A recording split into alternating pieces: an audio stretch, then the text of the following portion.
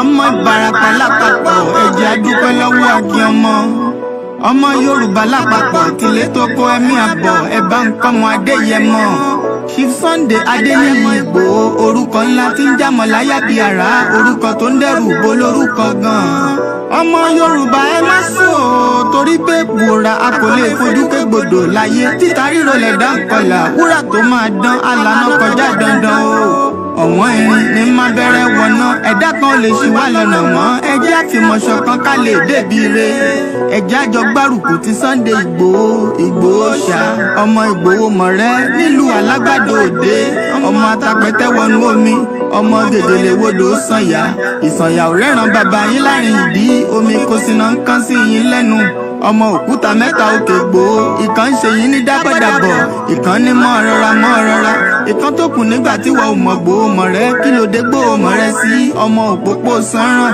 ìgbàgede Ìgbòho sùn wọn láláìsí bẹ̀rẹ̀ wọn ní kó ní bẹ̀rẹ̀ ó máa kó bẹ̀rẹ̀ lọ ẹ̀sìn òní bímọ méjì ní Ìgbòho mọ̀rẹ́ bẹ́sìn bá bímọ méjì ní Ìgbòho àfikàn pọpọ sí amúkan yòókù bọ sànyà àtúmúyà rẹ̀ tí ò lọ́rọ̀ gbọ́ àfiṣẹrù wálé wàrà mòjé ọmọ onílé ọlà àwọn àjòjì tó ń ṣe ségesège tọ́láwọn ò ní bomi kó sí mu wọ́n láwọn ò ní bomi sàn ìyàwó ẹsẹ̀ ìgbà tójú kò fi rí ń kọ́ gbogbo wọn náà sáré bomi kó sí mu wọ́n sì bomi sàn ìyàwó ẹsẹ̀ ọmọ abẹ́rẹ́ mẹ́ta òde ayé ọ̀kan ṣẹ́ ọ̀kan tẹ̀ ọ̀kan tó kù ní gbogbo ayé fi ránṣọ kiri gbogbo ọmọ Yorùbá Sunday Igboho onírèlẹ̀ láéláé torí àbá lásán nìkan ń dá òkúta ò ṣe gbé fún wọn o ìmọ̀ràn lásán ni ti balùwẹ̀ kò pọ́sibú kó dòdò láyé ń bí ó kún díẹ̀ kí tọ́ domi láéláé ìtọ́ nílé domi Sunday Igboho arógun má ti dí tó ń jà fẹ́tọ̀ Yorùbá ní tilé tó kó.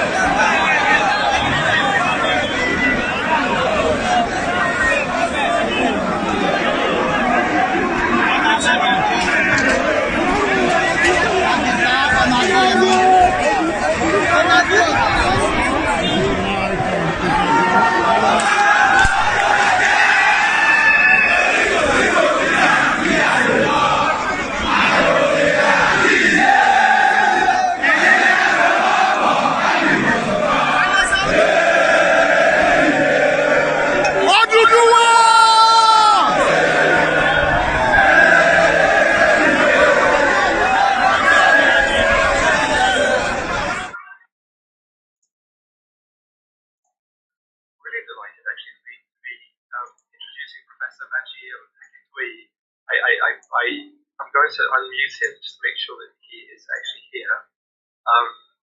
What is so special about the Yoruba World Congress that we're welcoming in today is that in many ways it's a new initiative. There's been a movement for the self-determination of the Yoruba people for many, many years.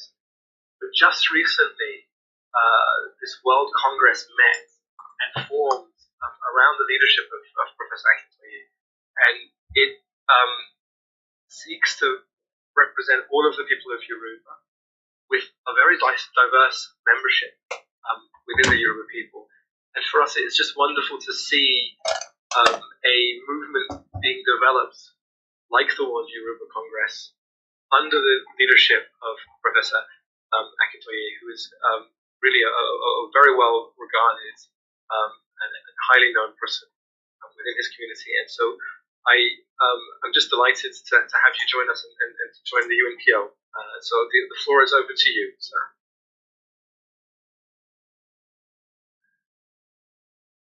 I want to start by thanking UNPO for giving me the opportunity to speak up for the Yoruba nation. Yes, we the Yoruba nation will also call ourselves Yoruba. When in 1914 the British amalgamated the Yoruba Indigenous nation with other nations to form the country called Nigeria, the Yoruba nation was the largest single nationality in the new country and already had more than 1,000 years of formal civilization in Black Africa. Yoruba had started to live in towns and cities by the 9th century. By the time that the first European explorers came to the coast of West Africa, the in the 15th century, Yoruba land was already a copious, urbanized country. Indeed, one of the most urbanized countries in the world, with heavily populated cities and towns at short distances from one another. In the context of this urban civilization, we Yoruba evolved advanced economic, cultural, political, and religious systems. Earliest Europeans of explorers and traders along the West African coast from the late 15th century found the influence of Yoruba civilization and Yoruba diaspora trading colonies among many West African people, and the Yoruba language as a language of commerce among many different people. With the coming of Christian evangelism and Western education in the 19th century, Yoruba urban civilization immediately enabled Yoruba land to benefit more than other parts of Africa. By the 1860s, we Yoruba were already producing a class of university graduates and educated professionals.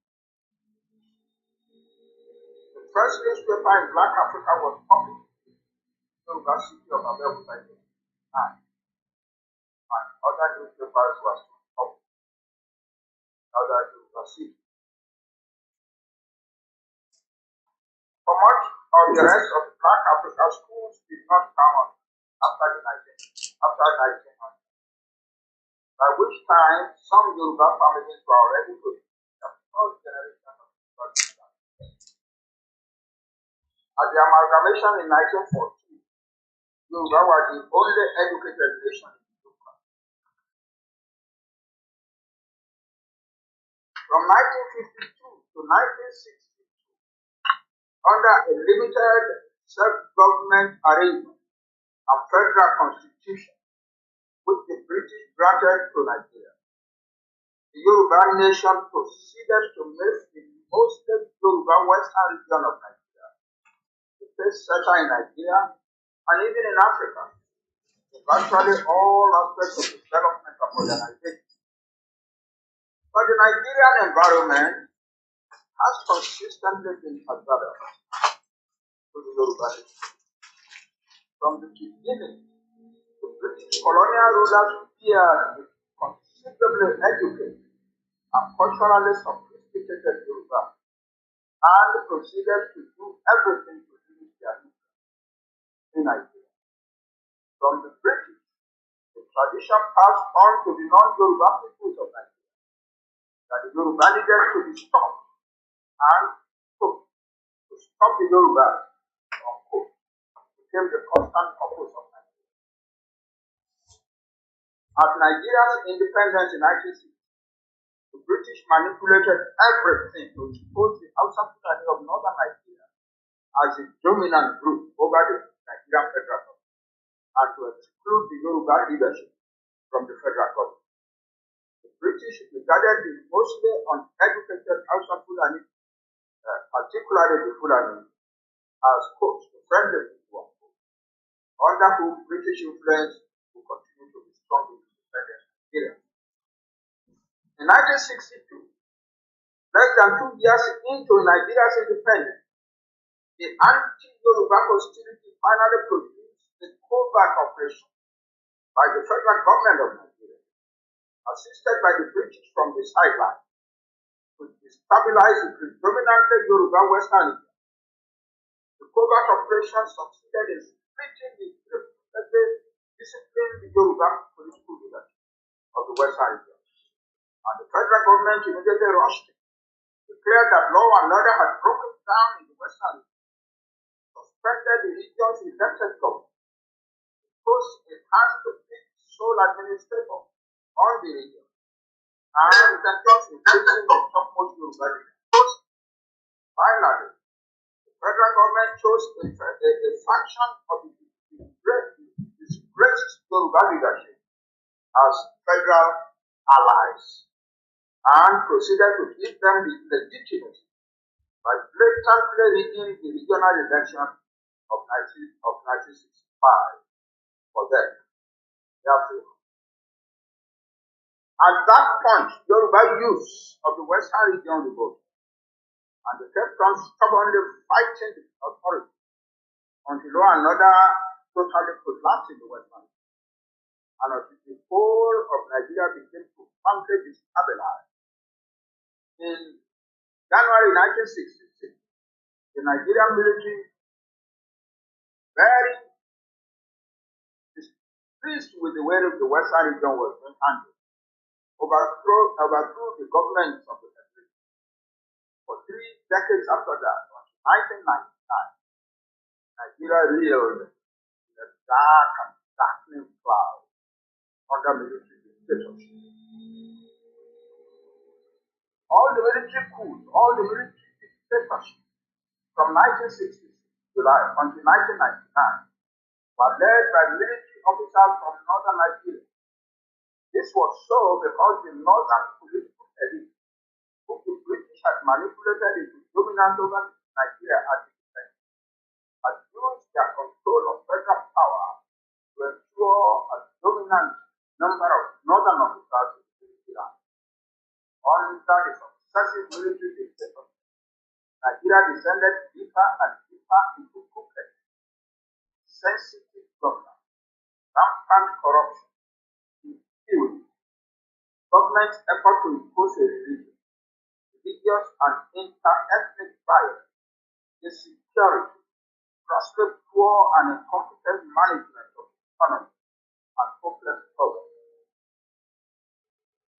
The military dictatorship destroyed the essence of federalism, grabbed all power and all resource control into the hands of the federal government, turned the state governments of the federation into helpless dependents on federal handouts, and thus destroyed the spirit of development and enterprise in all parts of the country.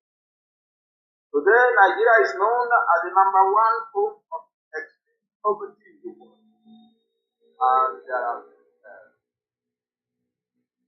prediction that in a few years, as much as 50% of all the most desperately poor people in the world will be Nigerian. Since the controllers of federal authority were consistently northern with the ambition grew among them to impose Islam upon Nigeria, a country with large numbers of Muslims, Christians, and traditional worship.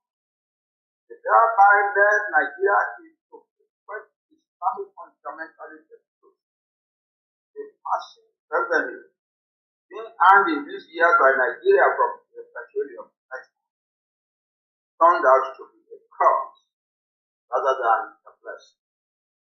Inevitably, the Yoruba nation was sucked into this deepening disaster. The military dictatorship seized important Yoruba assets. Hey, it's Richard here. In this video,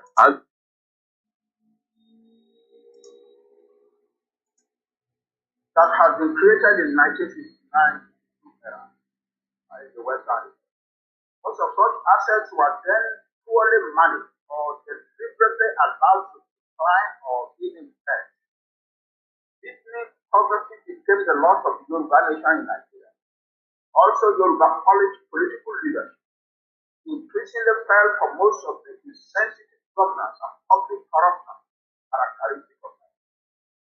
In these circumstances, Yoruba people have progressively lost the enterprising spirit and the spirit of service to society for which their nation has been known throughout its long history. The quality of Yoruba education has been destroyed.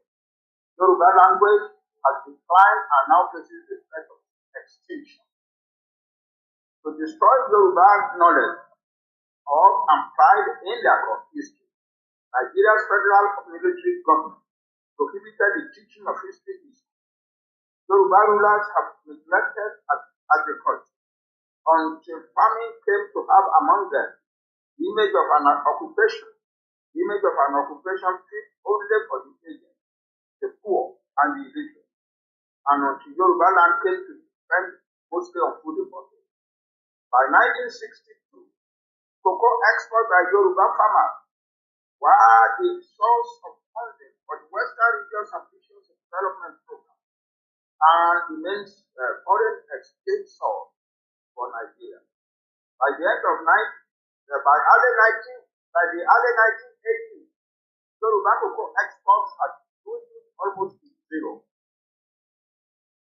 With the economy depressed, unemployment has escalated relentlessly among educated Yoruba, forcing many to go into crime, into drug abuse, and into criminal form, and forcing many more to flee to other countries in the world. Yoruba youths are regularly many among West African youths who in desperation attempt to reach Southern Europe through the Sahara Desert and the Mediterranean, and who frequently die in the desert and in the sea.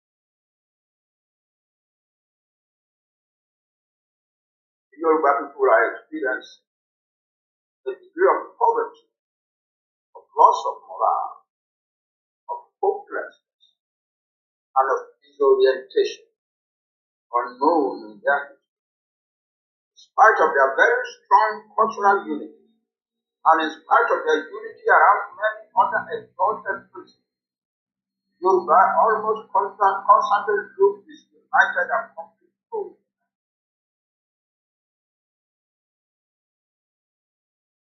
Largest in population in Nigeria and in Africa, the most educated people in Nigeria and in Africa.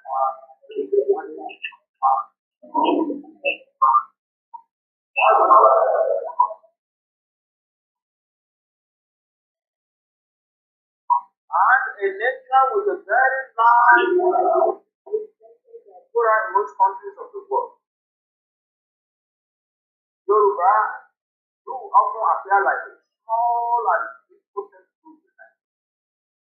The Nigerian experience now confronts the Yoruba with the probability of a devastating revolt among the huge masses of their educated but unemployed and neglected youth. Ultimately, the worst degradation suffered by the Yoruba nation in Nigeria is that since 2015, heavily armed Fulani herdsmen and militias from northwestern Nigeria have been coming to Yoruba land, rampaging, destroying towns and villages, killing rural folk, threatening to conquer the Yoruba nation, to seize land all over Yoruba land, even to banish the Yoruba nation from their homeland, and to bring Fulani folks from other countries of West Africa to see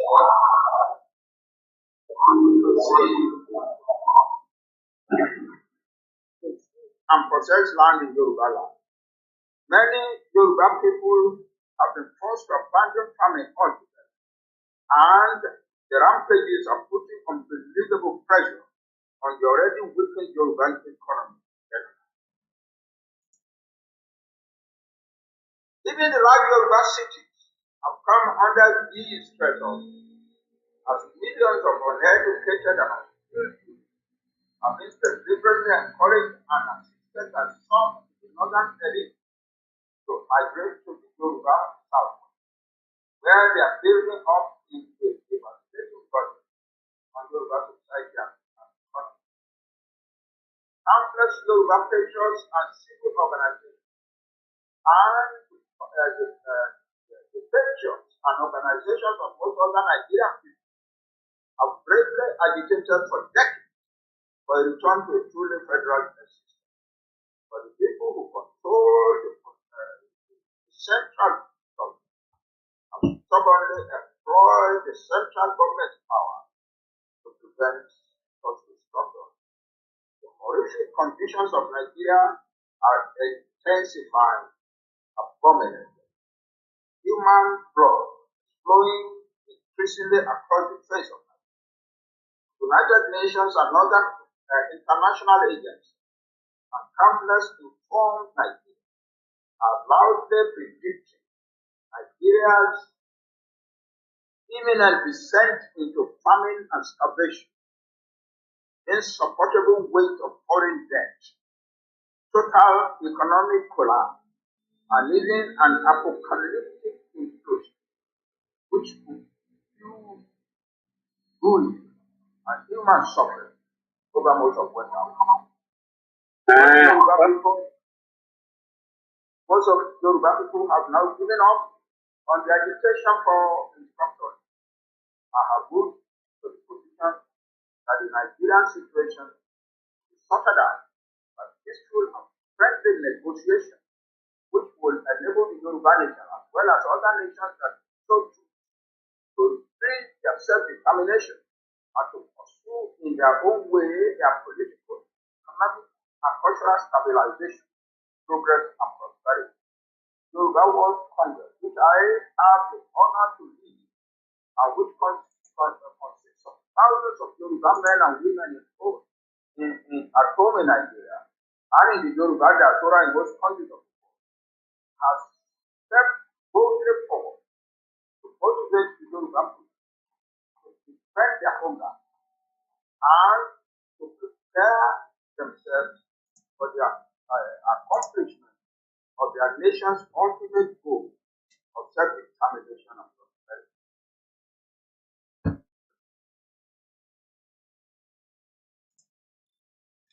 Just for the benefit of those watching, this video is not a new video. It's 2 years ago. We discussed this in the course of the program. Fún gbogbo ẹni tó ṣẹ̀ ń darapọ̀ mọ́ wa, fídíò tí bàbá present ní UNPO ní 2 years ago kò ní kankan ṣe pẹ̀lú date ni. So bóyá ẹ̀yin ṣẹ̀ ń pàdé fídíò yìí for the first time, it's just part of what Baba Akintoye started that a lot of people are trying to destroy. A mini 16th 5th of May 2023. But the video táwọn wò lọ́wọ́ ẹ̀, táwọn tó ń gbọ́ lórí Instagram, because you cannot see the video because you are not been transmitting into the video. The video was 2 years ago. It has nothing to do with the date. The date today has to be on record, but this video is 2 years ago. We Yoruba World Congress are an umbrella organization of hundreds of civic organizations at home in Nigeria and in most countries of the world. We are working to empower our Yoruba youth to turn to productive enterprise and to begin to transform their lives. We are working with competent scholars of language to revive the Yoruba language. We are engaging in occasional schools aimed at regenerating Yoruba civility and common spirit and community. Some of our related organizations are beginning to plan a Yoruba referendum. So our Yoruba Congress is less, Yoruba World Congress is less than 1 year old. And even though we are known to be faithful and committed to peaceful activities and peaceful purpose, the Nigerian government has already begun to take action against us. This past week, the Nigerian Director of State Security announced that all organizations like ours have been removed from the list of state-registered organizations, and that the security forces will soon be are preparing to clamp down on the members of such organizations. So it is a great thing that at this point, when the Yoruba for liberation and self-determination is reaching this height and looking forward with hope, it's a great thing that we have the opportunity to be working with the UNPO. We are committed to peaceful means and we will not. It's part of our constitution that we will not let any situation or condition whatsoever put us by That's our day. And we believe, the important thing is that we believe that peaceful means can achieve the purpose of which we serve. And that in the company of other nations in the UN people, we will be able to achieve our purpose. I thank you. Thank you on behalf of the and I thank you on behalf of those that were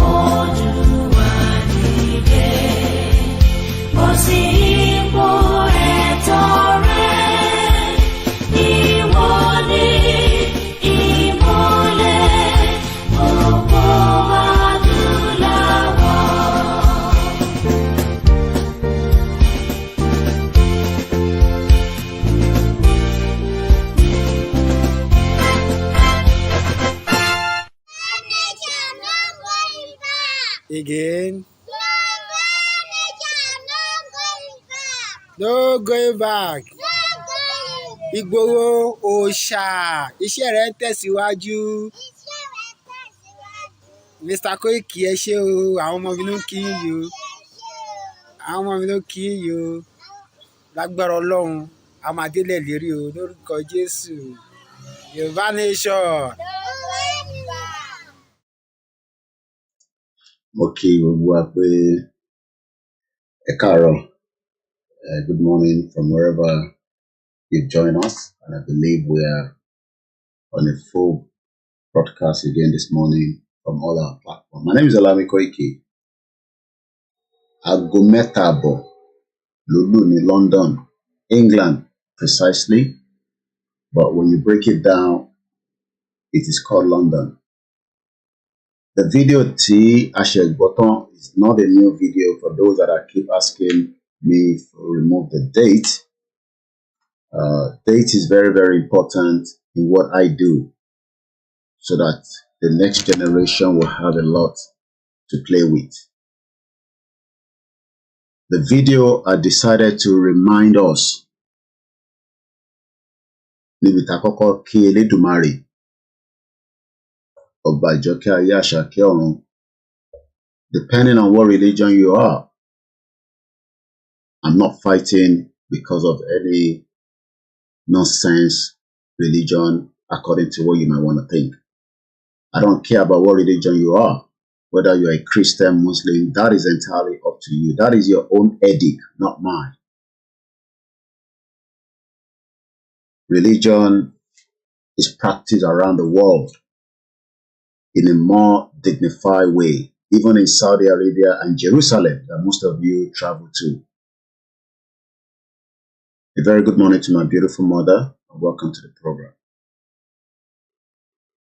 It is very, very late, so my voice will be a little bit low because I have children that are sleeping at school tomorrow. Nigeria is not going to work. But those that are fighting nítorí ẹ̀sìn, ẹ fi para yín nítorí Muslim, àwa la mọ̀ bó ṣe ń kírun, àwa la mọ̀ bó ṣe ń ka Quran, àwa la mọ̀ gbogbo tó wà ní Bible, àwa la mọ̀ tó wà ní gbogbo inú ìṣẹ̀ṣe. But ilẹ̀ Yorùbá ń lọ bit by bit for 63 years. Gbogbo tí bàbá wa Emeritus Professor Adébánjí Akíntóyè tó present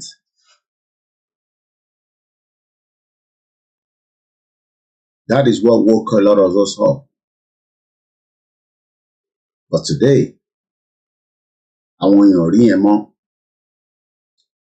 they now see the man as an obstacle to the movement.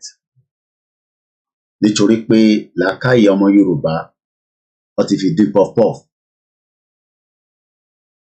In the last 2 years or going to 3 years of the movement, and when they say something is a movement,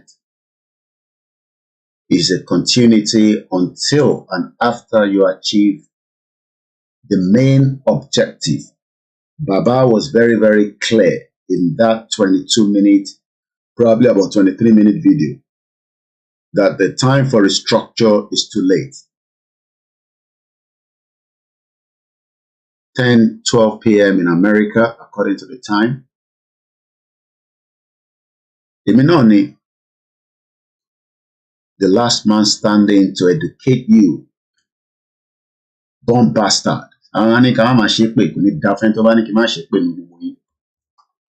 Because we have crazy people on the other side of the globe, and we have the Western world that is giving you a different narrative. I am not Shewan Kimbaloye, and I'm not Jide Otito and the rest of those idiot journalists that is telling you Nigeria is going to work.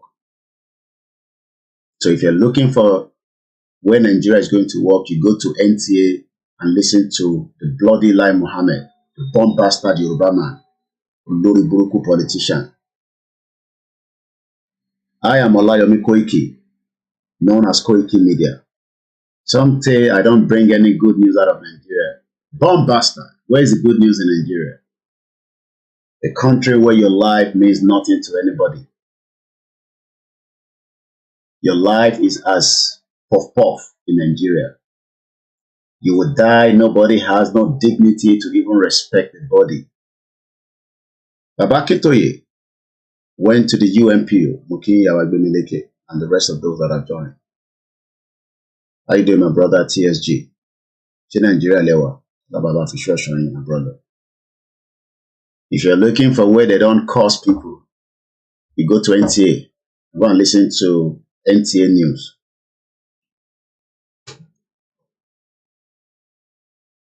Baba Akintoye was very, very clear. This movement is not going to be violent, according to him. That is if things goes according to plan.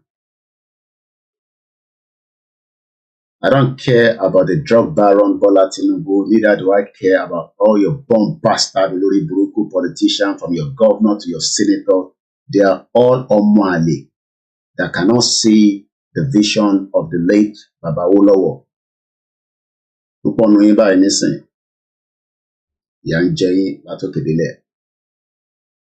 Baba Akintoye was very clear. Self-determination, which is allowed under the United Nations. We've talked about that in so many videos. Látọdún mẹ́ta, we've not seen anybody tó tẹ̀ tí jókòó pẹ̀lú àwọn òyìnbó. At least tá bá tẹ̀ sọ pé àwọn òyìnbó tó jọ jókòó, Eastern European ni wọ́n. Maybe they are not British. But at least wọ́n jókòó pẹ̀lú àwọn òyìnbó. Wọ́n make a presentation. Do you understand what is called international relationship? We told you that Baba Akintoye knew what he was doing, but àwọn olórí burúkú kan tí will understand. And there are so many of them in diaspora wọ́n lò ṣì. They are now pointing finger at the 88-year-old man and say that he doesn't know what he's doing. At least it's far better than Bode George, all this bomb bastard, and Ekoti Kudan, and Obasanjo and the rest of them, and Olushi. They are all just selfish interests. Because then when you come and take picture, you know, Babesha Award, they call you a picture for the governor. And I see all of them. Babade Banjo. They were all over the weekend in Lagos State. Bomb bastard, every one of them. And these are the people that we are waiting for to come and sort our problem out. They are all in their 90s. Maximum of another 20 years, they will be dead gone. Maybe not back before then, Komata. We're all gonna die. I am not afraid of death. If you are afraid of death, that means you are doing something that is wrong. Ikú máa dé níjọ́ kan. Ó sùn ní kò jí. Afọlábí ló ti lọ́ntì ẹ̀yẹn. I think they buried him yesterday. You know how many people are dying all over the world every day about Pauloshi? Most of them in their 70s, still talking about Nigeria. And you are waiting for them to come and sort our problem out. You must be crazy. And then through the West, the Western world that are very, very hypocrite. And the most hypocrite out of them is British. British lo mama fategun se báyìí. Adema geje. America said they've given visa restriction. They can't even tell us the people they've given visa restriction. Hypocrite. Now we've given visa ban to people that committed crime against democracy in Nigeria. As if we have democracy in the first place. The UN is talking about Article 1 that allows you as a human being. Do you think you are a human being under Article 1? You are not a human being, according to the international community. Every one of you are not even classified as an animal because animals are well dignified in the part of the world that I live in. You cannot just take a dog and beat the dog. We saw what happened to one of the footballers. The whole world went gaga as if the world is ending. One bastard, every one of them. We all saw that. We saw it. But our Yoruba, we like to be deceived. Bola Tinubu is coming to fix Nigeria. Bola Tinubu does not even know what they are doing to his body. Oh, and in Paris, listening, what it transmitted, what it bagadi. They probably hang him like that. He's dead for like 2 days. They just monitor him through the machine. Yoshi was alive. Abotiku. I don't pray for his death. But he's hanged there in Paris. And they monitor him with all the equipment while they're changing a lot of body parts from him. They will take one, they will sew another one there, just to make sure that Mokia Kazo Studio, just to make sure that he can survive the next 8 years, just as Buhari did as well. Buhari is here in London, a whole president of a country coming to fix his teeth. That is the country you're waiting to come and be fixed. You're all crazy. We're talking about the benefit of the Yoruba nation. Because of more key reason I'm reading now from Simon Ekpa's page. Koikimedia careful on Biafra Yoruba land.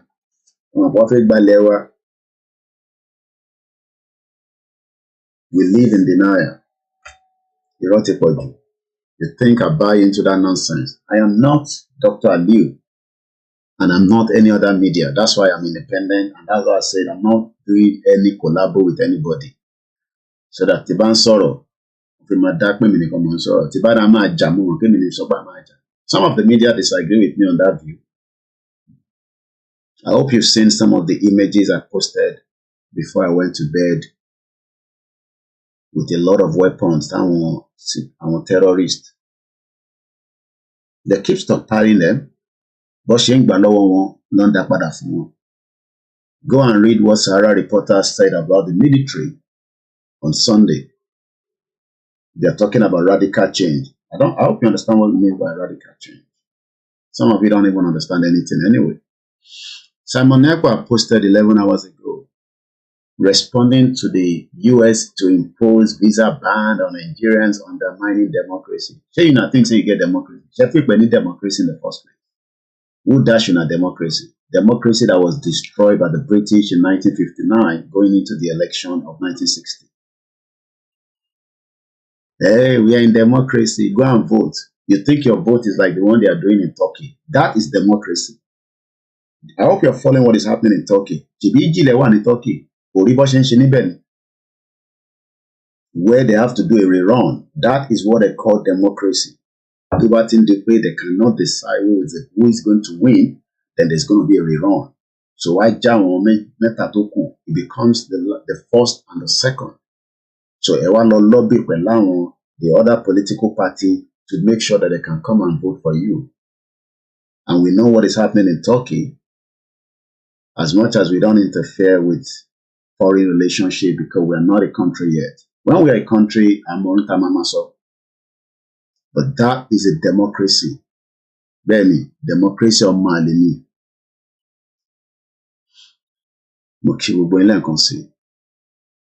Like I always say, koikimedia is 24/7. I don't give a time when I'm live. When I'm live, I'm live. I don't have a date. I don't have a time. When you see me live, you see me live. When you don't see me live, I am not live. But for now, it's called live. I've been trying to find out why Twitter is playing around so that we can't do the streaming from the website through the OBS. And I realized they've actually I thought I was running mad. So I was watching some videos and the lady was saying that Twitter, because Elon Musk don't want to hear me. So we cannot stream like we used to do from the OBS. That has been removed through what I use called a studio. But I can still stream using my mobile phone. Shout out to all the freedom fighter. It might be like it's a tough task, but it is worth it. Agbon kúrò lójú wa kò mátà. Nígbà táwọn Britain tán wá sílẹ̀ wa, a lot of them died before they arrived on the shore of that continent called Africa. But today, their children and their grandchildren are enjoying it because they have the right documentation and the real identity.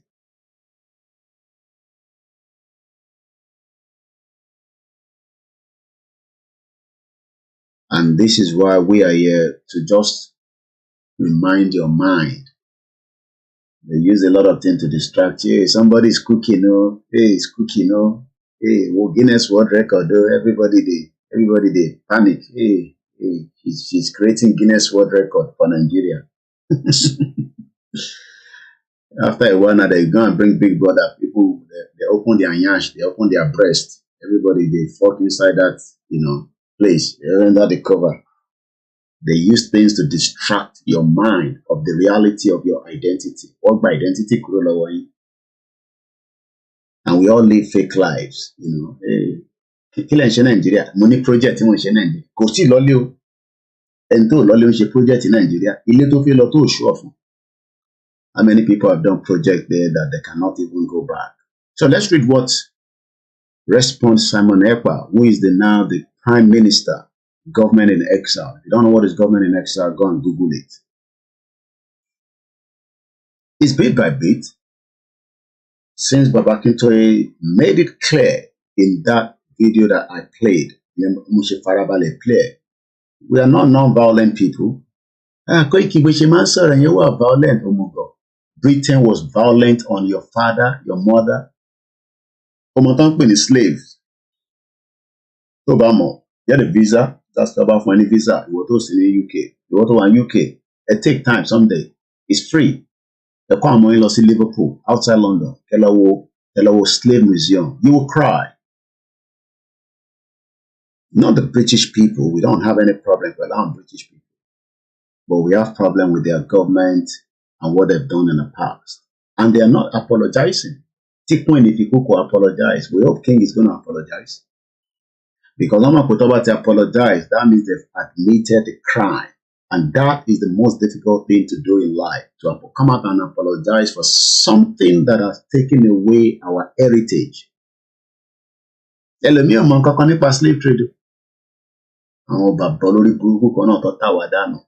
Everybody was just sold, until they make what does it not do. Go to a museum in Liverpool. I've been there. You will cry. Then you will see why I get angry and upset that some of you think that, while I should be sleeping, why am I still out? Because we are just concerned. It'll leave it for me. It'll end that away from me to satisfy me. I have a right to work in this country. So it'll leave it for me. It'll leave my dad or my dad. I think I'll come and say, thank you. ẹni tó níwèé lẹ lè máa bóbò èmi ò dẹ̀ sí Nàìjíríà mo dẹ̀ ní family tó dúró dáadáa má ní ìdí kankan máa béèrè lọ́wọ́ wọn á ń bọ̀sibọ̀si.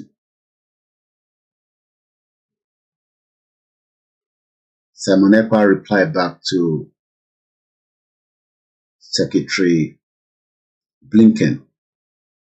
Which democracy is Blinken talking about with a question mark? Democracy wo ló ń sọ̀rọ̀ nípa ẹ̀? Hypocrite the West. Gbogbo wa ń ṣerú and build the society ẹlòmíì while our own is being destroyed under our nose. Kúnlé Afọlábí nìyẹn, àfikúyọ̀, ó ti lọ́ntì ẹ̀ nìyẹn, ó ti fi kú ṣàgbà fún gbogbo wa. Nígbà tá à ń pariwo Yorùbá nation, ó ní náà, wọ́n ṣe Yorùbá nation náà, Bọ́lá Tinubu ni kó lọ ṣe. Àwọn dẹ̀ ló máa favour jù, àwọn tó ń act, because they will do things that in the next 300 years, èyí tó ṣe náà máa bá níbẹ̀ o. I watched some of his interview. Náà pọ̀ mọ́ nípa Ifá díẹ̀. Simon Ekpa ń bi Blinken pé which democracy ló ń sọ̀rọ̀ nípa ẹ̀? Torí àmọ́ democracy tó ń sọ̀rọ̀. Democracy is not in Nigeria.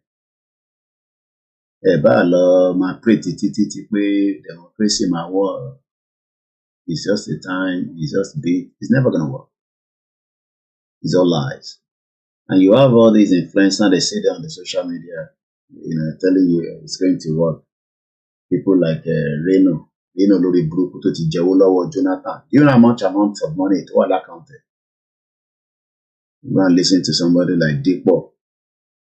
Opobel, Reno Douala, all these influencers. You don't distract anything. Hey, Nigeria has break the record of people that is cooking for the last 100 hours. As if that will solve a country that is in poverty. They say somebody is cooking for 100 hours. You can see that we are crazy in that country. They just use something to distract our mind. A country that is abject poverty. Some of you will be doing well, while some are not going to do well. And that's why there's ritual. I just saw one from one of my team now. The guy actually killed the family for 20,000 naira. I just saw that news now, not too long ago. I'm not really yet. 30 years old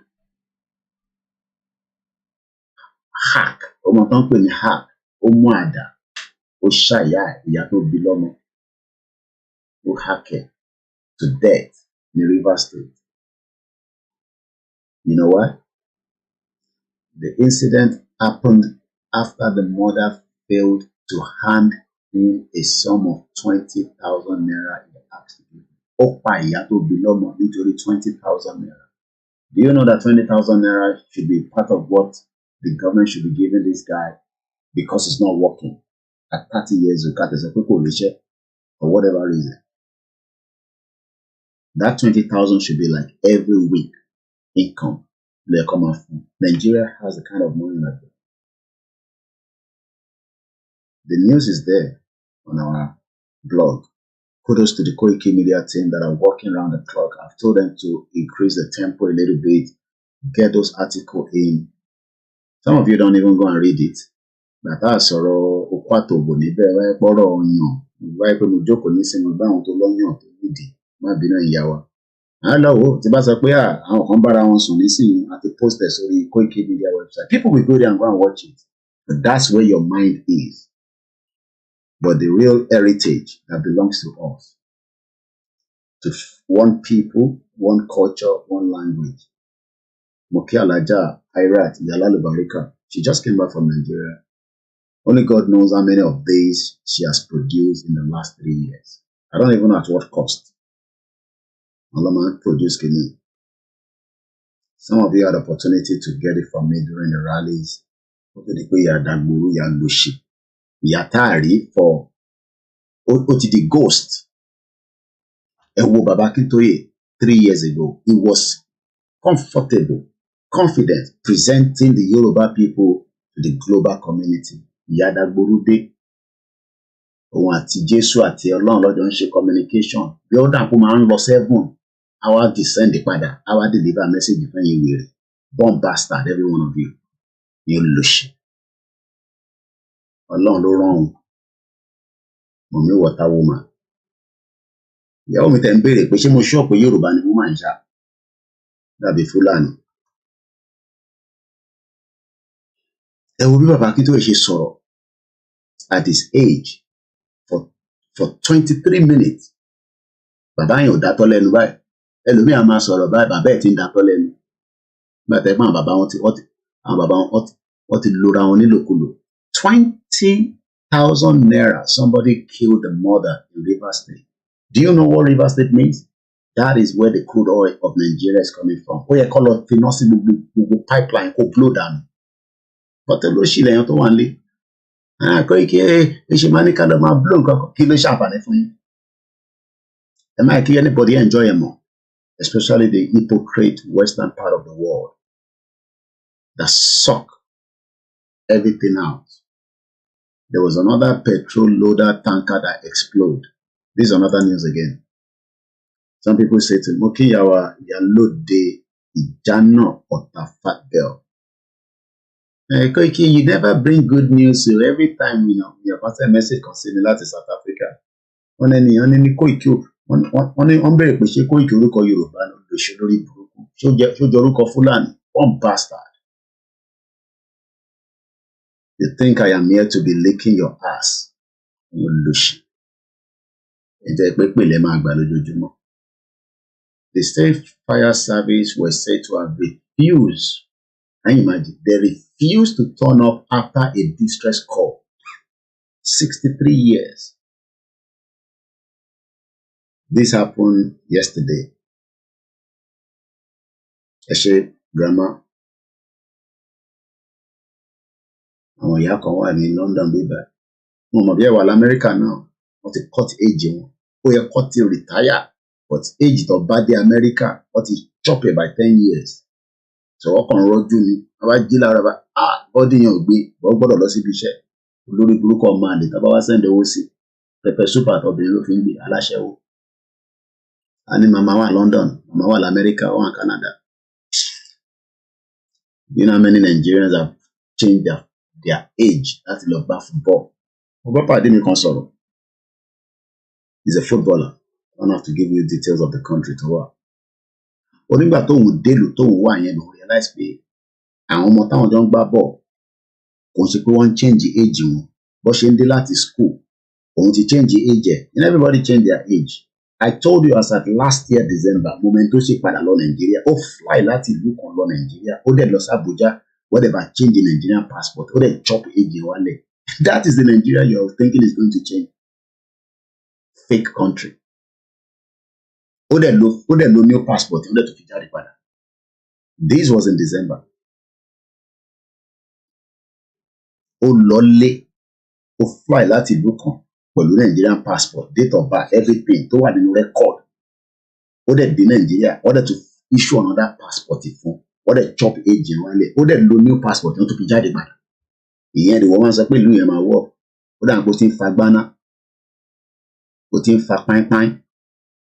And you expect the West to respect us. They know all these things. Wọ́n mọ̀ pé 419 ní gbogbo wa. Ẹni tí ilé bá mọ́ ni bàrà wò ni. They know every one of us are 419. But 419 wọ́n kọ́ different in, How can we say that is a country where they are calling the fire service and they refuse to turn up? And everybody expect that a miracle, is going to come and change Nigeria. Let's look at another headline. Nigerian democracy is turning into a nightmare. Which democracy are they talking about? The Christian Association of Nigerian President. I hope this man know they smoke Igbo. Because most of them, they smoke Igbo. Now I'm going to send the cash up. Ṣé jàre àpò ìwò mi lọ́wọ́ ni àfihàn top up gáàsì láàárọ̀ send us account ìyàwó náà lọ fi raná iná là ń lò nísìn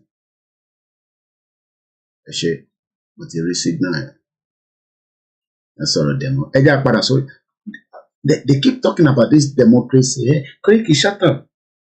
Even the UK that you are, democracy took so because UK took a long time to build their democracy, we must take the same time to build our own democracy.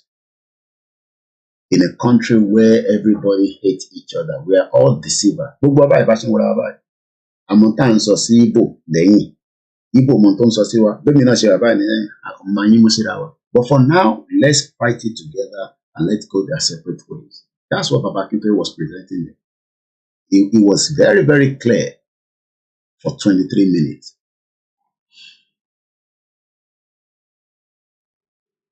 Mo dúpẹ́ lọ́wọ́ gbogbo àwọn koikimedia team. I have encouraged every one of them. They must write articles. They are not working for me. They are working for themselves. Tó bá tẹ ìjọjọ́ ọ̀la tó bá reference pé àwọn tó ṣiṣẹ́ pẹ̀lú koikimedia àwọn náà lè wà ní orí. Kódà máa yẹ pé mi nìkan lè rí. We're about 23 teams. Some of them are my spy. They are not even in the group chat. Mukin Grandma Rafiat. Those following her in delusion. Wèrè màdà wọn tó ń follow ìyá burúkú yẹn. Ẹ wo Baba Akintoye bó ṣe bá wà lọ sọ̀rọ̀ ní UNPO. Ìyá burúkú tó ń sọ fún yín pé òun declare country kò tí ì jáde pẹ̀lú àwọn òyìnbó kankan. Ó dẹ̀ náà ń connect pẹ̀lú gbogbo 130 countries. Fake woman. Ẹnu ẹni gbogbo ọjọ́ wa. Tí ẹ̀yin àbọ̀ abá ni Nàìjíríà là ń sọ̀rọ̀ ẹ̀ lọ́wọ́.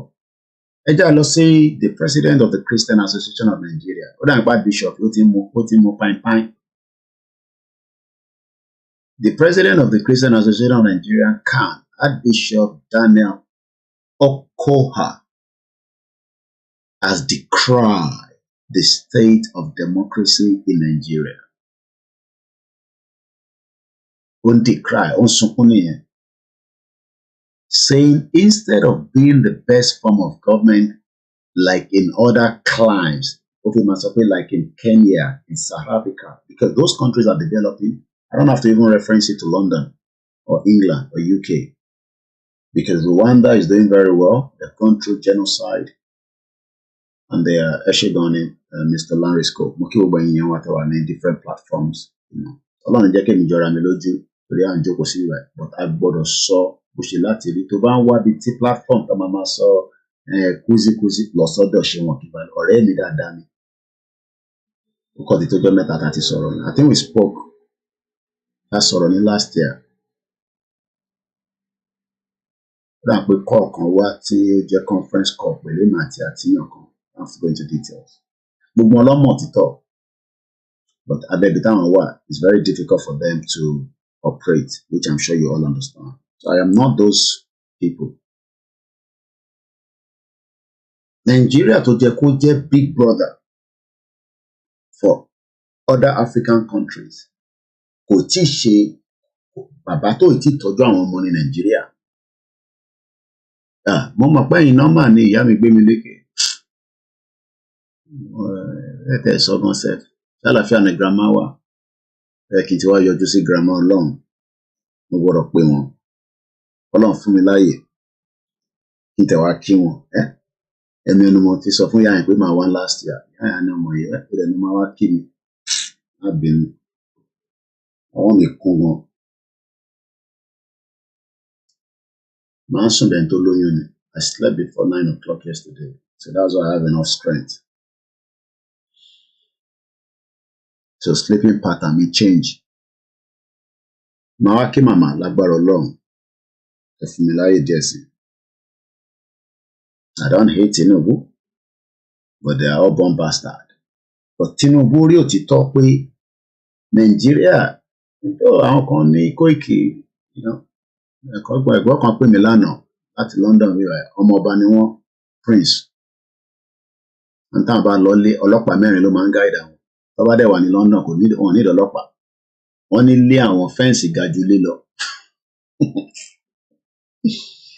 èèyàn tó wà nílé adàbí prison we spoke for about 20 minutes and he was saying things about Tinubu pé Tinubu is going to do a lot of things okay ẹnu ẹni gbogbo wa èèyàn kan ní Tanzania is also building up Waris Jinadu Moriembe.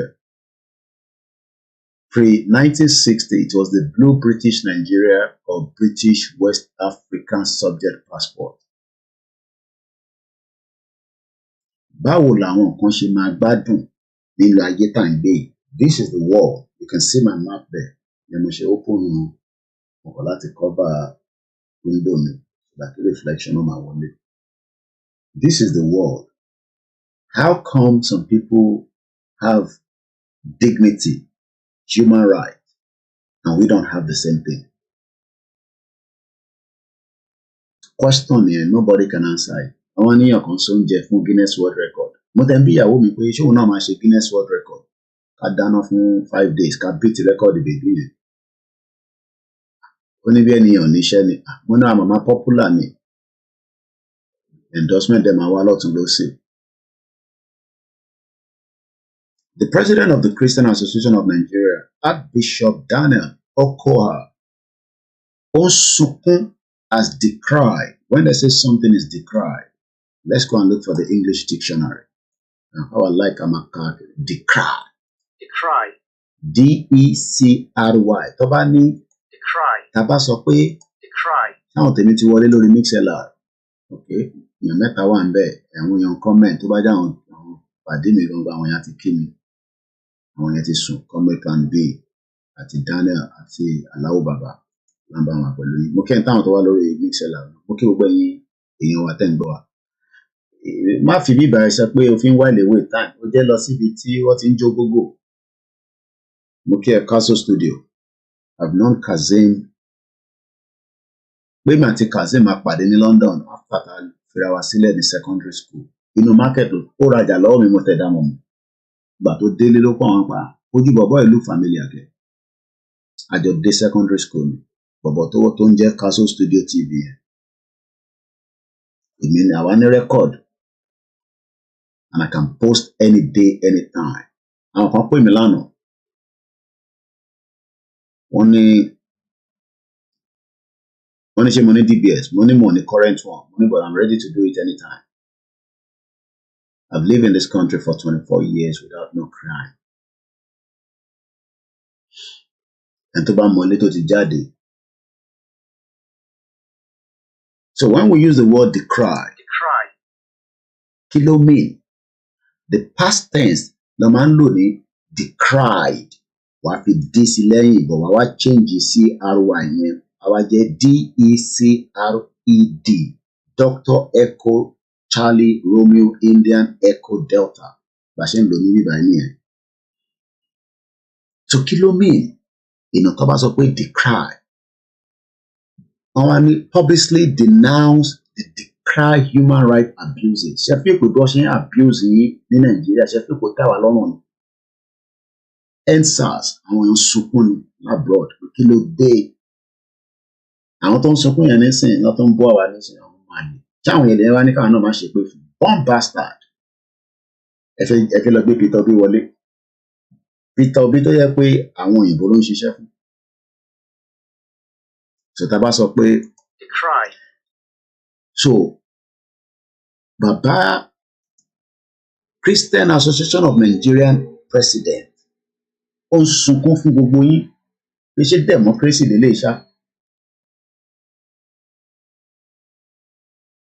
The same thing Simon Ekpa asked Secretary Blinken.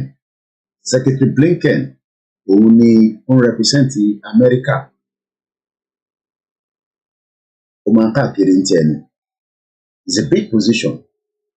Tó bá gba position bẹ́ẹ̀ yẹn, ẹrù tó máa wà lórí ẹ̀ báyìí. Ẹrù bẹ̀m̀bẹ̀m̀bẹ̀m ni. Especially something like America as a government. If you don't know who that person is, it's called Anthony Blinken. Òun ni number 71st, 71 Secretary of the State serving under the leadership of Joe Biden. Ó wá ń sọ̀rọ̀ nípa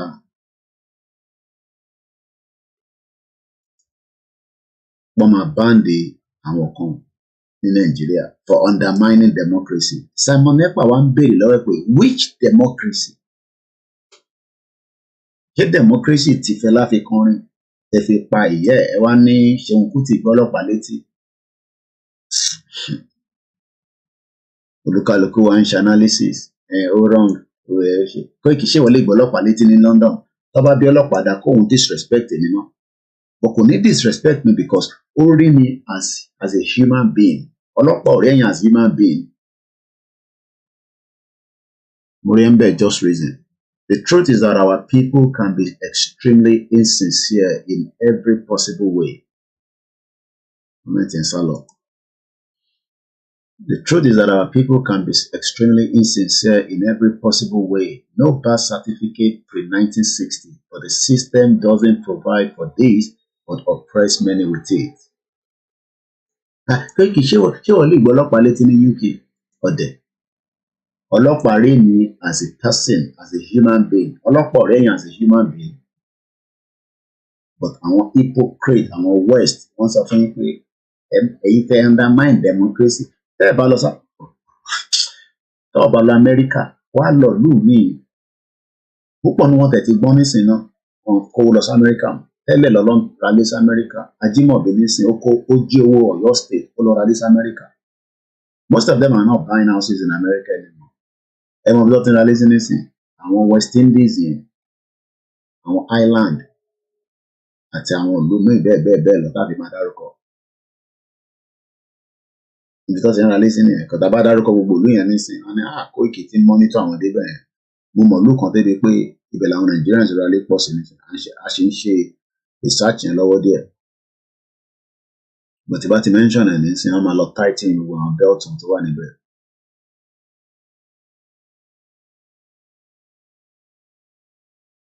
Anthony Blinken. À ń sọ̀rọ̀ nípa ẹ lọ wo topic tá à ń sọ̀rọ̀ lé kọ̀sẹ̀ lómìn ẹ bá kọ̀ já wọnú program ẹ gbọ́dọ̀ mọ tá à ń sọ̀rọ̀ lé lórí. So topic wà very very important. The Yoruba freedom now. Ìdí pàtàkì tá a gbọ́dọ̀ fi kúrò nínú Nàìjíríà àti the western world are cleaning our mind. Ẹ hàn pé táwọn èèyàn bá ti rí òyìnbó má bá wọ toilet tó bá yàgbẹ́ báyìí wọ́n máa bẹ̀rẹ̀ pé kí ló jẹ wọ́n jẹjẹkújẹ ju kí ló dálẹ̀ lọ àwọn ọ̀dẹ́ mọ̀ọ́gùn jẹ̀díjẹ̀dí ìgbẹ́ wọn máa ń rùn burúkú nígbà tí wọ́n débi lóde wọn pè ní men's changing room tàbá ti ṣe tán especially àwọn tàbí ṣiṣẹ́ ní kitchen ẹ pé oríṣiríṣi oúnjẹ nìyẹn máa ń jẹ ìní àmọ́ yàgbẹ́ báyìí ìwà máa change aṣọ àgbà lórí burúkú ti wọlé wọn máa tètè kánjú láti kúrò nínú lọ́kà. Mo kí n láti Dubai. Mo kí mọ́mí wa Mary.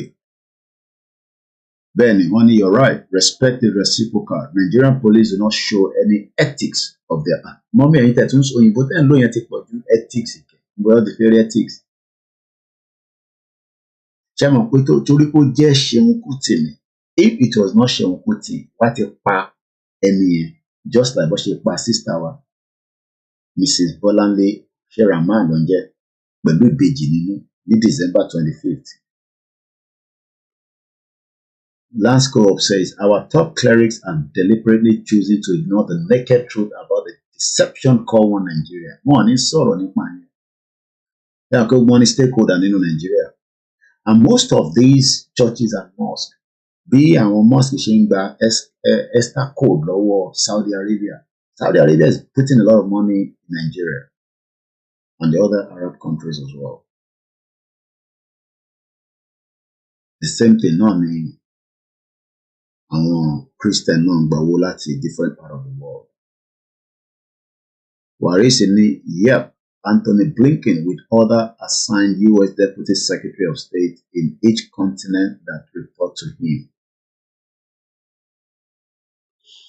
Let's continue. Simon Ekpan bí ṣe rí pé à ń sọ̀rọ̀ nípa can president based on in tí òun kàn sọ̀rọ̀ generally òun address àwọn kan ní church summit kan tó ń ṣe okay I think it's got to do with the ẹnu kan ṣe event kan ní Castina ìyẹn náà wà nínú update mo give lórí Star Radio lánàá Musa Yaradua kọ́lọ́n fọ́run kẹ́ gbogbo ìyá bomb bastard anyway. The president of the let me just read this quickly.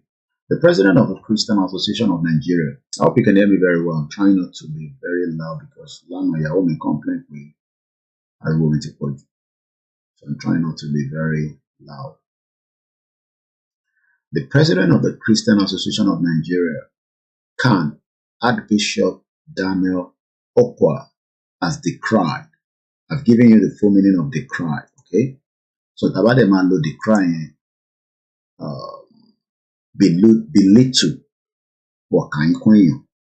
What does decry mean in law? To criticize something as bad without value or unnecessary. That is the term decry. It don't mean. So the president of the Christian Association of Nigeria is criticizing the bad part of Nigeria, which is the democracy. So it's a democracy. How do you use decry? To say publicly and forcefully that you regard something as bad, wrong. In an article, she decries the pollution.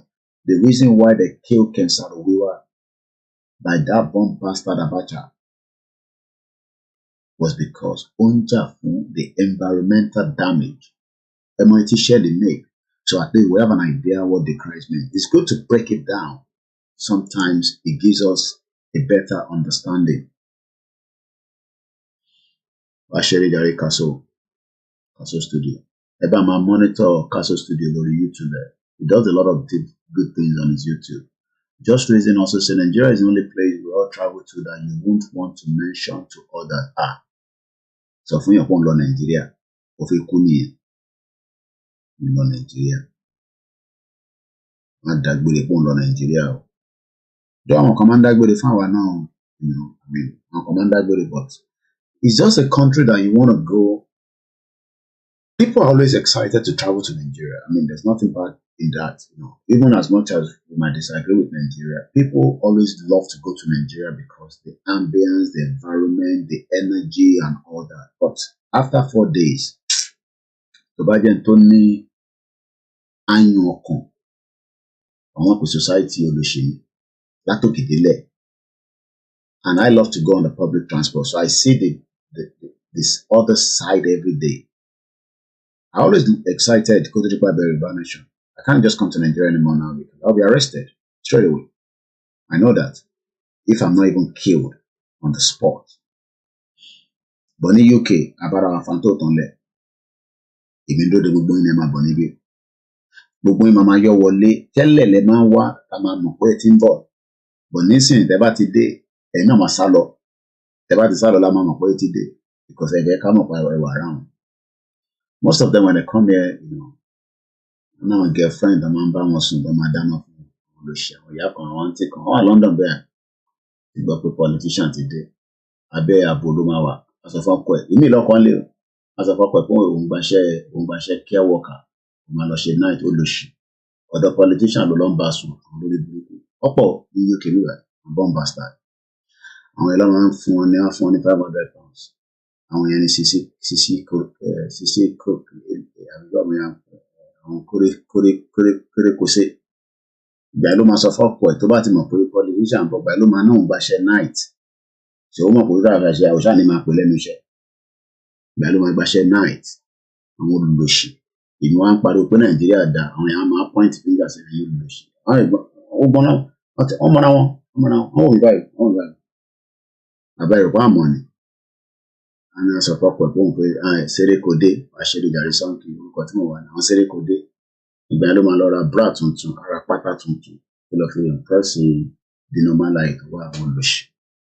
Èmi tó dẹ̀ ti ká gbọ́n pé gbogbo wa ti mọ̀ ní sí Dubai lọ́ ti máa lọ ń pàdé, but ṣíṣe kékeré tó bá tí ì níwèé, London lọ ti ń pàdé. Crime tó wà ní Nàìjíríà, òun ló ń tẹ́wọ̀ fẹ́ jẹ́ kẹ́ ṣe oríire nínú Nàìjíríà. Kò ń ṣe yẹn náà ni olórí burúkú ìyá olóṣì ní dọ̀tí tó ń pè rẹ̀ ní dúpẹ́ ní tìrẹ olóṣì bomb bastard. Ìbókó náà lòun náà ń dó káàkiri tó fi gbàdé Abíọ́lá. Bomb bastard. Àwọn ẹ̀tẹ̀ ní dignity. Ẹ já padà sórí Archbishop kí ló ń sọ àwọn nìyẹn kẹ̀ wọ́n fi ọmọ disturb wa o. Ìlú yìí ó ní time tó lè pariwo, ó ní time tó gbọ́dọ̀ já wálẹ̀. The abuse of nìyẹn. The Archbishop, while addressing Church and Mission Leaders Summit organized by Gideon and Paramalam Peace Foundation on Monday in Abuja, noted that over 250 ethnic, noted down, 250 nationalities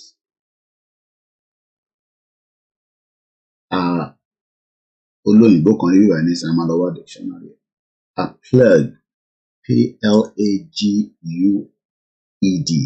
tó bá sọ pé nǹkan plague, by religious, ethnic, communion, ó ti parọ́ níbí báyìí, mashallah ìpín. This is the narrative tó máa ń sọ fún ọ pé kọ́ máa lò. Religious, communion, and resources. All right, resources, conflict. Now we're going to break this down. Actually, remember the topic today, and sorrow lórí. Topic yẹn ni Yoruba freedom. Ǹjẹ́ wọ́n respect ẹ̀sìn Yorùbá nínú Nàìjíríà lénìí? Ẹ̀yin tẹ́ ń gbọ́ mi. Mo kí Mr. Sunday Ajibade.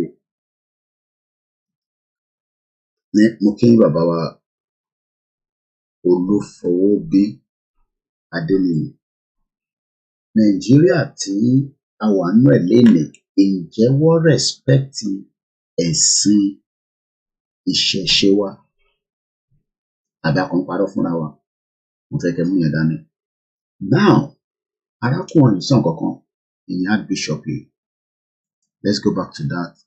Emma Binu, we're not using the full screen, so because I'm a little bit lazy tonight.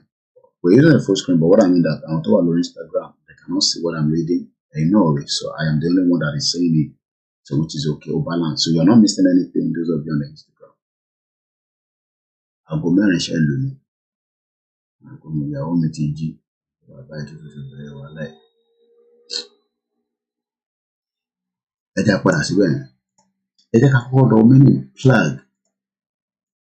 Wọ́n á pé flag yẹn máa reflect the book of Moses. Because flag, àwọn nǹkan kan tó máa ń ṣú síyàn lára nígbà tí wọ́n ní ọ̀fẹ́ kan ọmọ Israel jáde.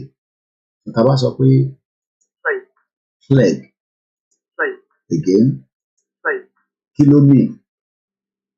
Cause continual trouble or distress.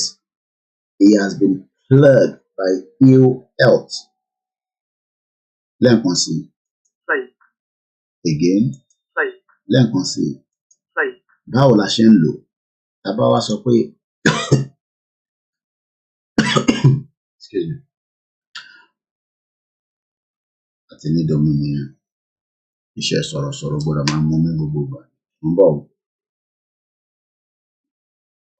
I rántí pé nínú book of Moses, wọ́n á pè something like plague ó yọ nínú ẹ̀. Ẹ̀pọ̀ lórí burúkú ni Pharaoh. Ó ní let my people go kò gbọ́. Ọ̀ǹtì tí oríṣiríṣi ìjàmbá wọlé wá bá. Mo kí yín bàbá wa ọ̀nà dòdò. Mo bá mọ̀.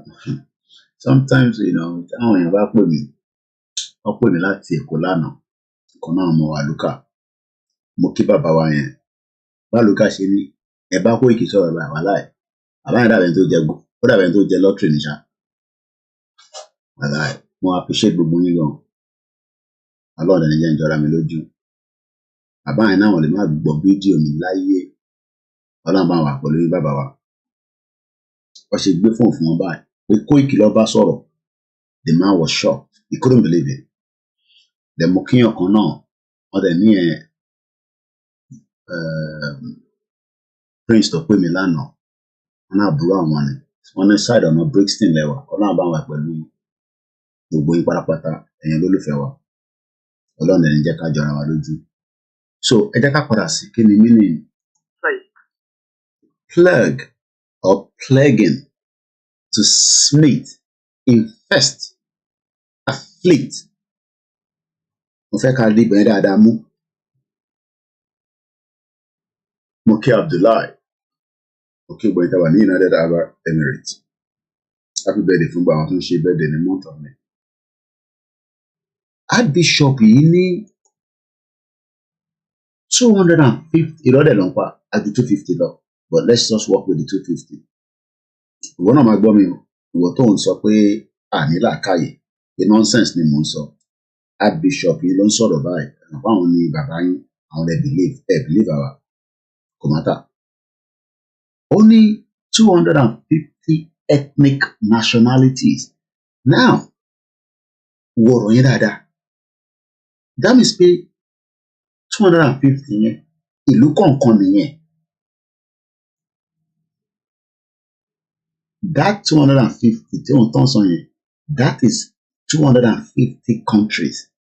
Má jẹ́ kí WHO, mo rò pé náà ẹ fẹ́ sùn ni, ẹ tún tún jí ní ẹ̀sùn mọ́ ni, ìyá ẹ̀. Ibẹ̀ náà ẹ fẹ́ sùn lẹ sọ fún wa nísìn. Ẹni tí mò ń bá sọ̀rọ̀ ó ti yé ní tí mò ń sọ. Kóòdù ni màá fi ń sọ̀rọ̀ nígbà mi fáwọn ẹlòmíì. Koiki owó ló tún sọ. Ẹ̀gbọ́n mi Ṣẹ́gun ọ̀nà ẹ̀ tí ì sùn ni láago 4 ẹ̀ lọ́bi iṣẹ́ lọ́la ni ẹ má máa farawé mi. Pé mi wọ́n ní mò ń níṣẹ́ backpack ni máa ń gbé káàkiri ní London àwọn olórí burúkú.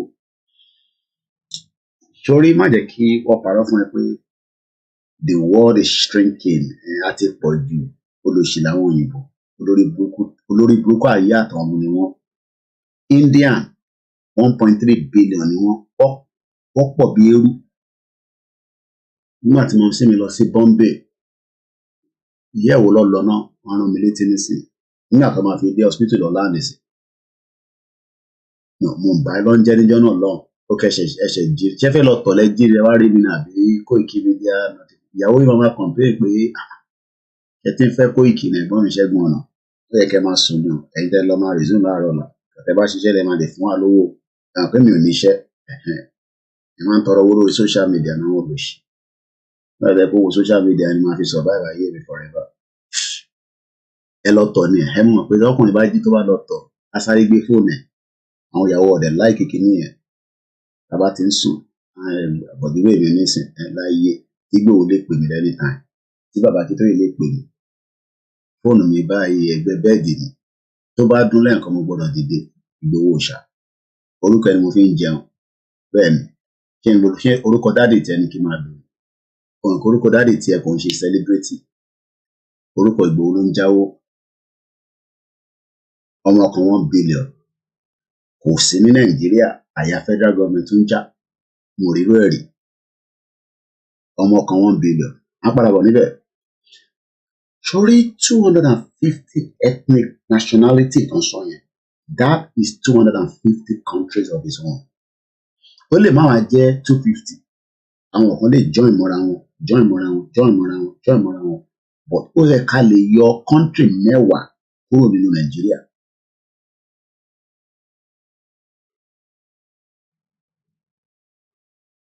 Ẹ̀gbáláyé mi mo kí gbogbo ẹni sisters wa tẹ́ wà lórí floor àwọn tó ń ṣe night lọ́wọ́ báyìí ìyá mi gbé lékè mo ṣe night kan pẹ̀lú àwọn Marks and Spencer mo gbọ́ owó tó pọ̀ wọ́n need it deliberately ìjọ náà lọ wọ́n ti pẹ́ díẹ̀ o lọ́nà side 406 ẹgbẹ́ machine drive iṣẹ́ night burú gan ẹ̀yin tẹ́ bá ń drive tẹ́ ń ṣe night mo bẹ̀yìn ẹ wà very very careful. Wọ́n ní woman kan ní accident ìyá ní Manchester wọ́n ní ṣe kíá ló ń ṣe kó parí night báyìí lose control. Night is a very very dangerous job.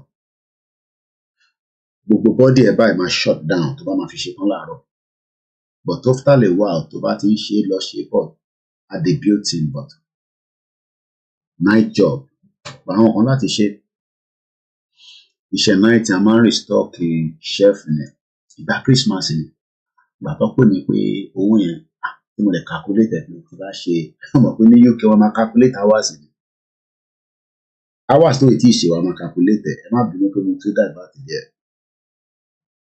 Buhari sì ní Indigenous American Nation Cherokee Choctaw Indigenous Tasmania. Iṣẹ́ tí ò tí ì ṣe wa máa calculate owó ẹ̀.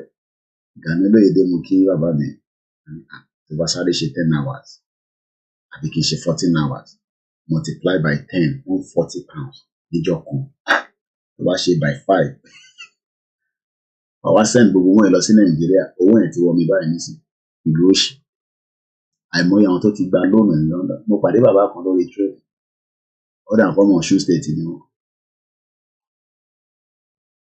sọrí mi bá wọn ní Kóìkì mo níbẹ̀ ní sà.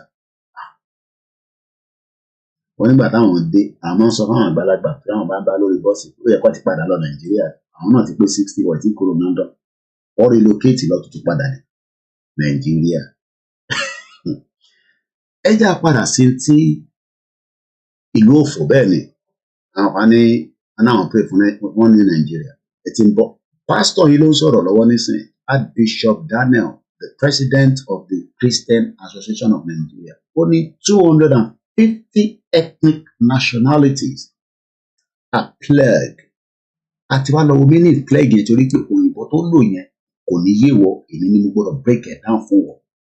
Kí ló dé tó ṣe lo plague? Kí ló ń pè ní plague? Kí ló dé tí kò ṣe lò ní normal English town?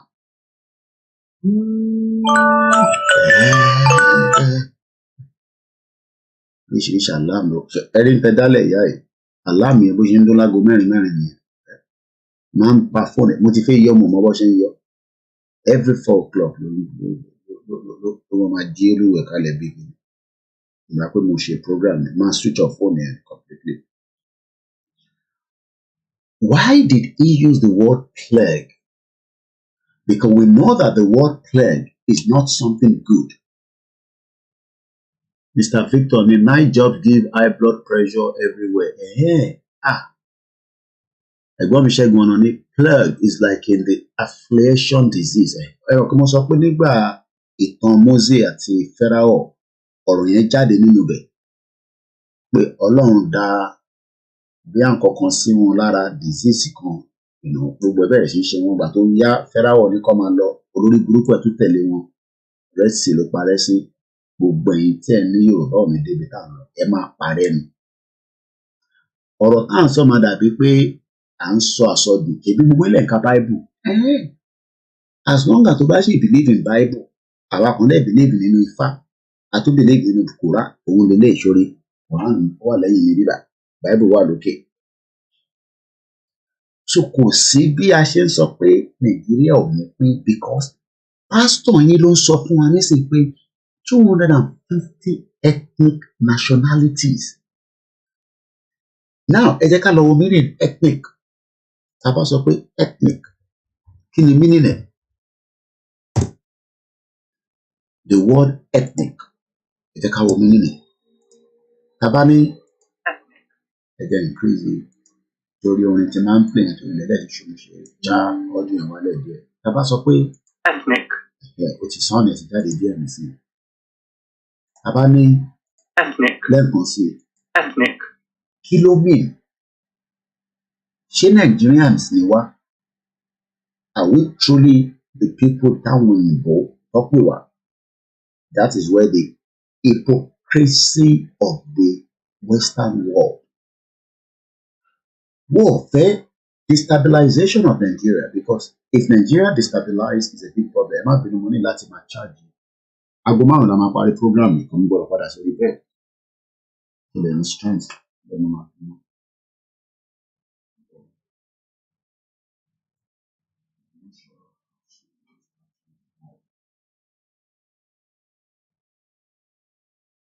So 1 hour náà là ní tó kù. Mo how many hours láti ṣe so far ẹ jẹ́ how many hours mo ti ṣe already. Okay, mo ti ṣe 1 hour 35 minutes so tó bá di aago márùn-ún pákó a máa parí program yẹn kò ní ju aago márùn-ún lọ. So mo máa fa àwọn phones in my last àwọn tó fi ṣe Instagram ṣe jẹ́ kí n ṣe nù. I mean ìkan náà dáná fóònù ẹ̀ kò dàbí àwọn fóònù ó tẹ̀ sí ní 72%. So mo dàn deny 1, 2, 3. That's it. So you work again. Laptop USB mẹ́ta lónìí. So I should charge the lane now. That will be good to go. So at least I need 62. Think about the charge actually last me. But just to be on the safe side. No, not copying anything. Technology is so beautiful. So you can move swiftly. Dr. Benjamin, not just 250 nationalities, but 250 extremely and dangerous, diverse nationalities. Ẹ̀gbọ́n kan táwọn ọ̀jọ̀gbọ́n mo oríṣiríṣi àwọn ọ̀jọ̀gbọ́n wà lórí program.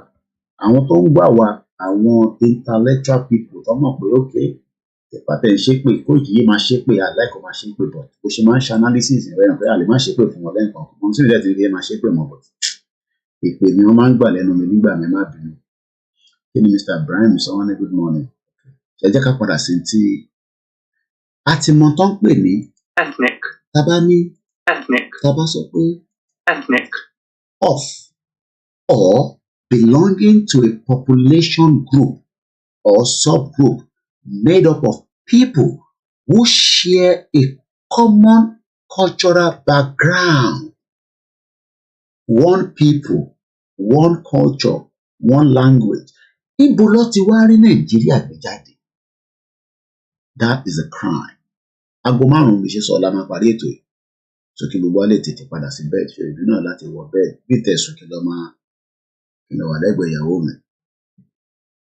Ẹ̀gbọ́n mi Ṣẹ́gun ọ̀nà, if Kosovo can achieve a statehood, then Yoruba sovereign people are entitled to their own as well. Ẹ̀yin tẹ́ bá ṣe wọlé, ẹ máa ní láti lọ wo ibi tí bàbá Akíntóyè ti sọ̀rọ̀ nínú the beginning of this video. Mo mọ̀ọ́mọ̀ play gbogbo 23 minutes yẹn nígbà tá a gbé wa lọ sí UNPO. Ṣé rí a lot of Nigerians that are thinking that we are just a pest. Pest mean we are like people that are just coming on the social media, we're just talking what are you talking about? We are being Nigerian, we should keep no. We don't want to keep Nigeria. Because we are all different ethnic. And what do people mean by the word ethnic? Tí wọ́n bá mọ̀ tó ń pè ní ethnic. Then ṣàlàyé fún ẹ. A group of people, àwa ọmọ Yorùbá, tí bá ń sọ Yorùbá nísìn, àfi tí ọmọ Haúsá bá gbọ́ Yorùbá ló máa gbọ́n tí mò ń sọ. Bí kò bá gbọ́ Yorùbá, kó jókòó sínú ètò yìí tílẹ̀ máa fi mọ́ kò lè gbọ́n tí mò ń sọ. But ìdí tí gbogbo ẹ̀yin ṣe ń gbọ́ nísìn tí bá wo aṣíwájú nísìn _ Wàṣọbọ́látán ẹ̀yin gbọ́ mi nísìn torí pé àjọ ń gbọ́ èdè kan náà. Ìwà wa lè yàtọ̀, ẹ lè jẹ́ Kristẹni, èmi lè jẹ́ Mùsùlùmí. Ẹ̀gbọ́n mi Ṣẹ́gun náà lè jẹ́ onífà, ìyá mi Gbémilékè lè jẹ́ olórìṣà. But kò mean anything. In tó kọ́kọ́ ṣe pàtàkì ni pé Yorùbá ni mí. Ọmọlúàbí Yorùbá nation will stand. But argument táwọn èèyàn kan sọ ni pé but a ti wọnú ara wa, a ti wà pẹ̀lú ra wa ti pẹ́ for 63 years. Breaking up yẹn, òun kọ́ ni solution o. A kò ní the good governance. Ẹ lè rí good governance nínú ibi tí wọ́n kó gbogbo ẹ lọ wo program tí mo ṣe nínú kitchen mi lọ́sàn-án àbí lọ́sàn-án àná tí mo ní gbogbo wa wà lábẹ́ umbrella. Ẹ̀gbọ́n mi lọ́rọ̀ iwájú ní Paris, ẹ̀yin náà ti jí ni, ṣẹ́yìn náà lọ tọ̀ ni àbí báwo? Ṣé ẹ̀yin wà 1 hour ahead of us? Ní àpagbo 5 ṣẹ́ lọ lù lọ́dọ̀ tí abẹ́ ń lọ wọṣẹ́ ni. Ẹ̀gbọ́n mi dáadáa. Mo ò gbúròó yín àtàlájì, ìdáhùn pa àlàáfíà lẹ́wà. Now, sórí gbogbo 250 ethnic groups yẹn, Dr. Benjamin ti bá wa ṣàlàyé ẹ̀ lẹ́ẹ̀kan. Ọmọ tí Dr. Benjamin sọ, Dr. Benjamin ní this is a very extremely dangerous diverse nationality because nínú ẹ̀ la ní Fúlàní tó ń pa wá, nínú ẹ̀ la ní àwọn Ìgbò tẹ́ná fi gbalẹ̀ mọ́ wa lọ́wọ́, nínú ẹ̀ làwa náà jẹ́ Yorùbá tá a fi marginalize and we are all a plug. Ẹ jẹ́ padà sí plug yẹn again. Ẹ ṣe wà lẹ́nu iṣẹ́ kábíyèsí Elédùmarè Ọlọ́run bá ń dúró tì yín fún yín lálàáfíà ara. A ṣe ń sọ̀rọ̀ night job. Èèyàn alágbára lè máa ń ṣiṣẹ́ night yẹn. mo prefer kí n ṣiṣẹ́ títí di òru kí n padà wálé. Night yẹn mo ti ṣe bí ẹ̀mẹ́ta rí for some period. Bí àgbà tí mò ń drive Uber ṣá, mo prefer kí n bẹ̀rẹ̀ iṣẹ́ ní 5 kí n ṣe tán ní 2 lóru, but mo gbọ́dọ̀ padà wá sílé. Mo like night job, but àdúgbò fẹ́yìn tẹ́ ń ṣe ọlọ́ba wọn gbọ́dọ̀. So now, kí ni reason tí bàbá yìí tó ṣe lo the word plague? A ti mọ̀ pé nǹkan tí ó jẹ́ disease ni. Wọ́n tún sọ pé calamity ni, or okay, jẹ́ kí n kà ó láti bẹ̀rẹ̀ again.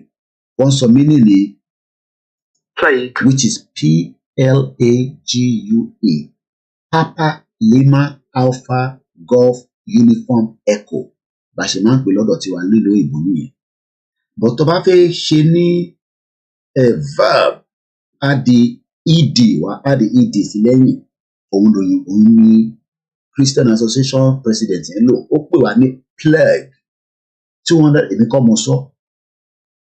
Ìtẹ́mi dẹ̀ ti ń sọ fún yín látọdún mẹ́ta ni ká ṣe sọ pé a lè work together.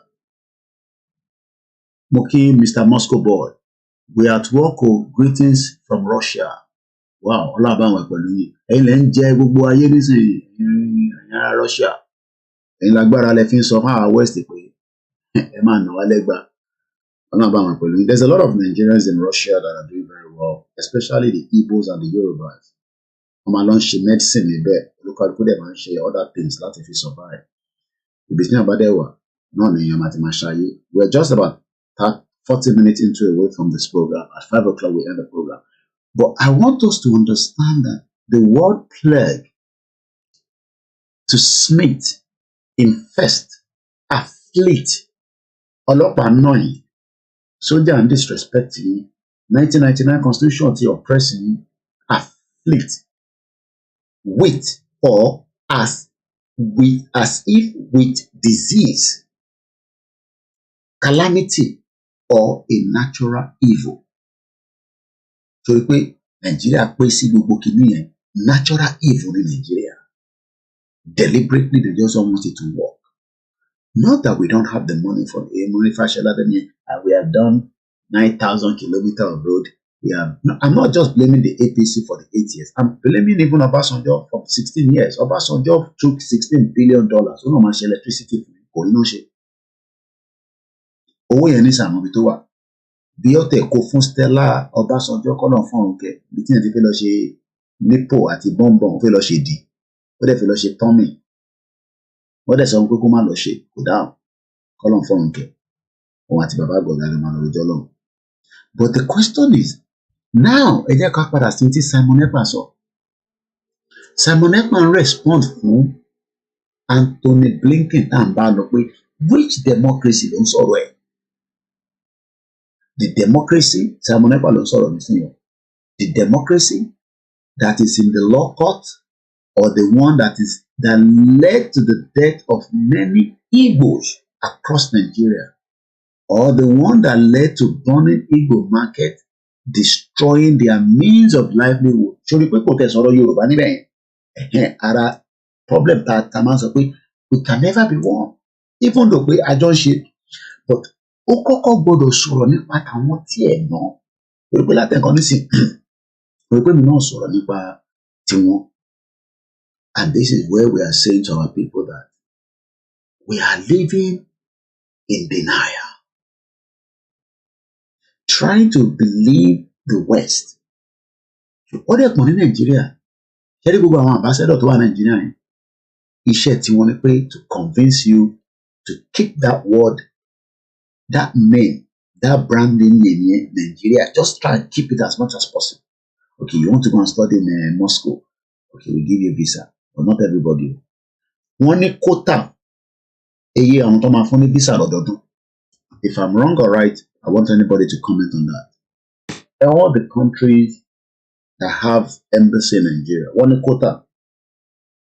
And after that quota has been achieved, nobody's getting a visa up to the next year.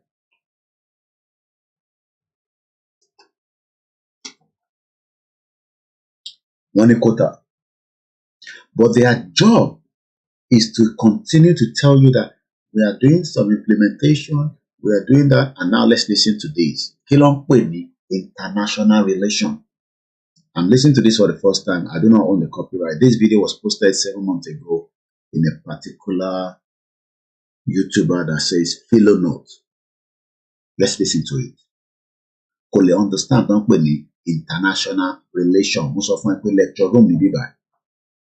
Èmi ò ṣe Yoruba nation without go and talk about àwọn nǹkan tó máa ní understanding tó máa ṣe ẹ lọ́kàn pé okay +1 +2 bó ṣe láti ẹ má bínú ànídé gbà call alẹ́ ètò ìdábà gbà call àwọn ẹ̀ máa lọ sí ilé too much.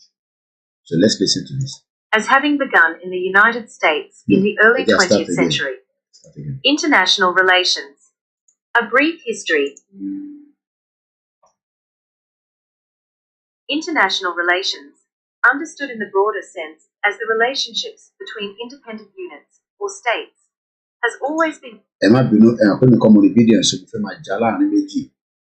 Ogbon ọ̀dọ́ sọ níbẹ̀ international relationship between independent unit of state. Ṣé wọ́n rí àwọn embassy tó wà ní Nàìjíríà yìí? Iṣẹ́ tiwọn ni pé kọ́ máa convince ìwọ tó ń gbọ́ mi pé Nàìjíríà ni the best country in Africa. Wọ́n máa ń lo òyìnbó kan ní the most populous black nation in Africa. Irọ́ ló bá dé. Ìwé a ti ń ṣe review ẹ̀ láìpẹ́. Mo ti ṣe the first half an hour. A máa ṣe review ẹ̀. A máa upload ẹ̀ sórí gbogbo copyright yẹn màmá wa lálùbáríkà Alhaja Airat Ọláìdé Adéyẹyẹ nígbà tó celebrate 75 years old wọn. She's also an artist. She's here in UK. Àwọn ló ń design gbogbo kìíní. So I'm gonna be putting that. Mo ti ṣe the first half an hour. So mo ti mọ bí tí mo kà dé. The title of this is called Treasuries of the Yoruba Art, Tradition and Cultural Heritage. Pàtàkì àṣà àti ìṣe Yorùbá, ìṣe ọ̀nà àwọn Yorùbá ní àárọ̀ ọjọ́. Mo try very hard. So very soon I've done the first half an hour. So I need to catch up quickly and do like 5 episodes and then start uploading it on the YouTube so that you will be able to go and also share the is what we are doing is called documentation of the history, just like the Baba Kito but I've been very lazy because tabaka Elomi prefer bed than they so like I said, I've started with this one gbàdúrà fún wa pé kí strength wà. So táwọn ilé ọgbọ́n yẹn bá ti lọ sí school, that's what I do. Sometimes bẹ́ẹ̀ bá rí mi lórí social media, there's a lot of things I'm doing. Mo dẹ̀ ni mo ti ṣe YouTube page kan, no live streaming there, authentic organic, my 24 years in UK. Mo ṣe visa, but everything to live, you understand, you will comment under it. Màá lọ ṣe another video, only do 10 minutes long. Again, máa wọ bọ́ọ̀sì tó o bá ní bọ́ọ̀sì pass o. Ìlú ìbò ṣe dá tó, bàbá problem wà náà. So all these things I will be using my own experience, especially in the ṣe má kánjú o, tó bá kánjú o máa dé Nàìjíríà padà àbí kó lọ sí prison. Mo fẹ́ kí ìwọ náà lè gbé níbí, that's tó bá yẹ pé bẹ́ẹ̀ la ṣe fẹ́ gbé títí tá máa fi fọ́ Nàìjíríà. So the 24 years in UK, I'll be pushing that out as well. That also so you can see why if you don't see me online, as the nature of the job, our media, there's always something. And the koikimedia team are working towards bringing something different. Without funding, we can't do those things. There's a lot of historical places within Yoruba land that we want to go and do proper documentary of it and bring it out, present it to everybody, and it will be there because but owó ní tó wọn bá sílé má ní kí ìyàwó ẹ̀ kó ṣe ọbẹ̀ ẹ̀fọ́ fún ẹ, ẹja kóté ló máa jẹ. So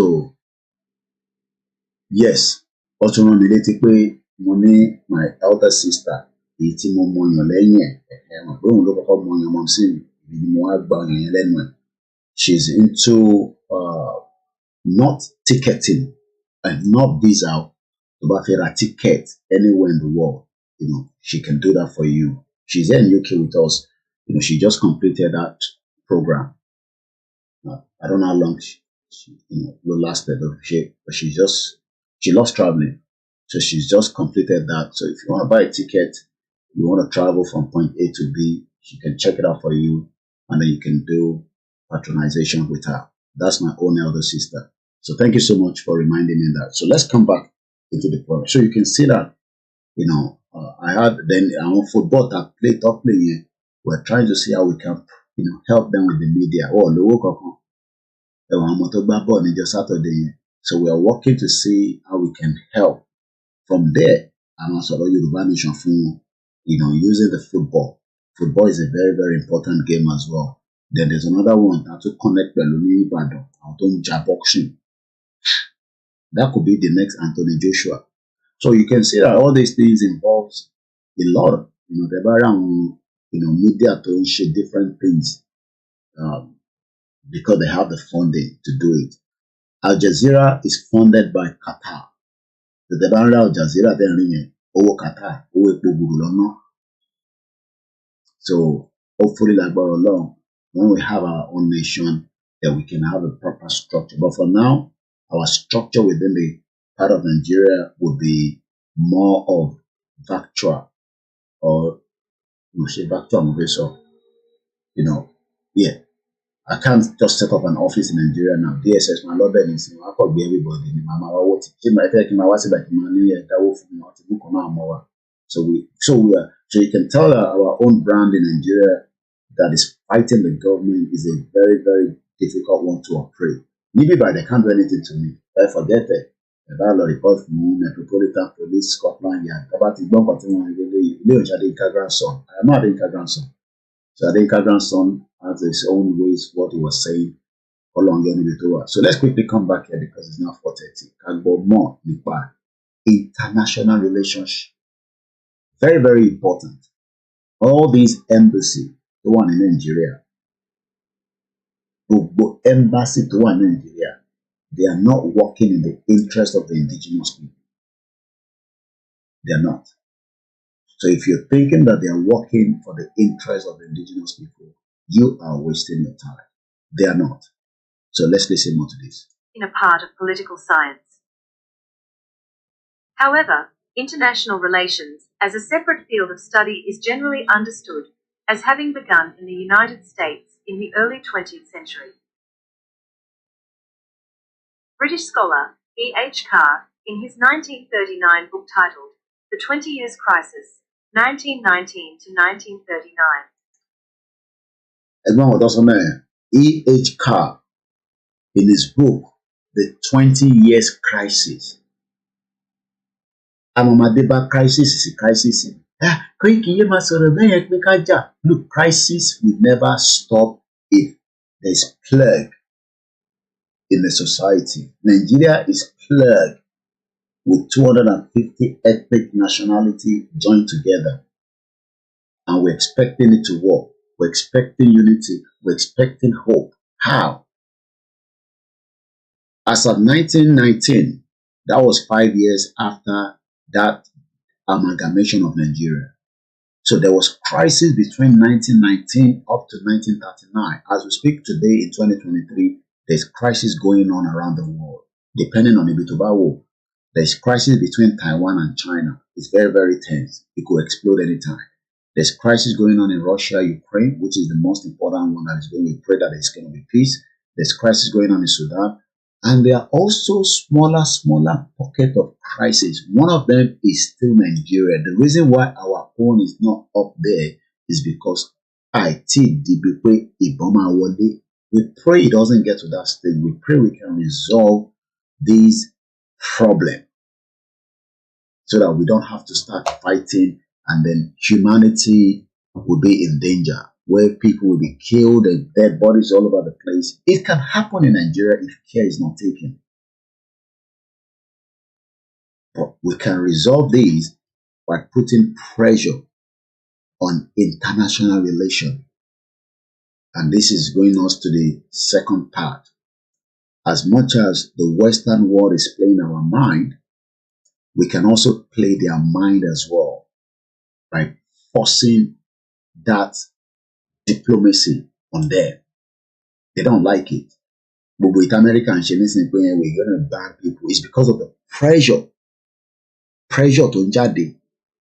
If we can put pressure, our tongue agitate, about put pressure, I have a man that sent me all his communication to the U.S. Embassy here in London. I don't have to share that with you. It's not for public consumption. In your company, letter to the COSI different embassy,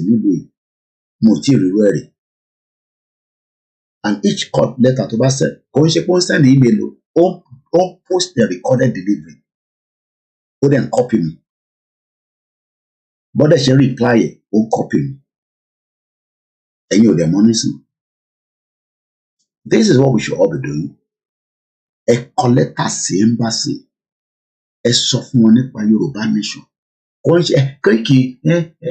No. Iṣẹ́ gbogbo wa ni. Ó yẹ kí mi náà máa sùn nísìnyí. London time is 4:30 a.m. Ó yẹ kí n wà lórí bẹ́ẹ̀dì pẹ̀lú ìyàwó mi bá àtẹ̀ ṣe nǹkan kan kí n máa lie down kí n máa sùn níbẹ̀. Mo ṣì wà níbí báyìí. So iṣẹ́ gbogbo wa kò ń ṣiṣẹ́ bàbá Akíntóyè nìkan, kò ń ṣiṣẹ́ gbogbo. We all have responsibility. Mo dẹ̀ dúpẹ́ fáwọn tó wà ní different, mọ́mí wa kan send message sí mi. Àwọn ṣe wà pẹ̀lú ìlànà ní Canada. Gbogbo movement yẹn wá split nítorí ìyá jaga wèrè tó dé yẹn. Ibi tó yẹ kí gbogbo wa tọ̀ síbì kan kó ṣu síbẹ̀. Ìtàn yẹn ti wá káàkiri nísìnyí. Àní àwa là ń parọ́, àwọn ló ń sọ̀tọ̀. Wọ́n wá ń sọ jágbàjàgbà. Mo gbọ́ tí yẹn tó ń bú ìyẹn Agíléntì yẹn tó ń bú bàbá Chief Imam lánàá. Bàbá tí ọ̀dẹ̀ jáde láti lọ ṣe rálì. Ó ń bú Chief Imam lánàá nínú program. Àwọn tẹ́kẹ́ máa lọ gbọ́ ni. Ṣé báwọn yẹn ṣe ọ̀rọ̀ tó ń sọ make sense? Kò make sense. Wọ́n wọ̀ mí báyìí. Àwọn tajọ́ wọn àgbà tẹ́lẹ̀. Tẹ́ bá good in writing, kò mátà. Ẹ kọ́ lédè Yorùbá. Ẹ sẹ́ndẹ̀ sí wọn. Kò mátà. We must just put something there. Hey, imagine if we are flooding all these embassies around the world. The country tí wọ́n wà. Don't send the communications to wọn pé ǹjẹ́ ẹ ti gbọ́ nípa Yoruba Nation movement. Ìyẹn ò ní kankan ṣe pẹ̀lú ìtàn bàbá Akíntóyè ṣe. Ìyá dìgbòlugi. So this is why I'm bringing this, mo kàn slow down torí mi kọ́ mo ní video yẹn. So let's go back into the video again. So crisis ti wáyé. Ètò dẹ̀ ń fa crisis ni pé because àwọn ìbò ló change the border. They change the border line. Yoruba Kingdom border wọ́n join ẹ̀ mọ́ ti Nigeria. Igbo border line wọ́n join ẹ̀ mọ́ ti Nigeria. Hausa wọ́n join ẹ̀. Ẹ wá kó gbogbo 250 ethnic nationalities. At wá nínú plague. Let's continue. Spoke of the debate between what were then called idealists and realists in the growth of the science of international relations. Ẹ̀gbọ́n kan tó sọ mẹ́rin. Spoke of the debate between what were then called idealists and realists in the growth of the science. Ideally, kì máa lo idealist because ideally, ṣe fipá àti gba Yorùbá nation pẹ̀lú nǹkan tí ìyá yẹn sọ. Ìwọ náà jókòó gẹ́gẹ́ bí ẹni tó ní làákàyè, gẹ́gẹ́ bí ẹni tó ní brain. Yes, a fẹ́ gba Yorùbá nation. Ìyẹn wá ní ká wá parọ́ pàtí gba Yorùbá nation. Tá dẹ̀ mọ̀ báyìí tí gba Yorùbá nation. Kẹ́kọ̀ọ́ yẹn make sense.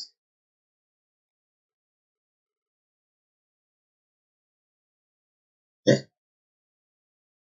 So, àwọn dẹ̀ ń jáde nísìn. Ẹ wá náà ti gba country. Ẹ wá ń deceive àwọn èèyàn. Ẹ wá náà wá tí àjọ ń ṣe tẹ́lẹ̀ yẹn. Àwa là ní intention. Èmi ò ṣe máa sùn nísìn. Èmi ò ṣe máa sùn nísìn. Ṣé n tí mò ń sọ nísìn ó yàtọ̀ sí ní ta tí ń sọ bọ̀ tẹ́lẹ̀? Torí pé àwọn dúró dìgbà táwa máa declare. No. Ó ní process ní gbogbo nǹkan. I can declare tó ní value, tó ní weight, tó lè tẹ́lẹ̀.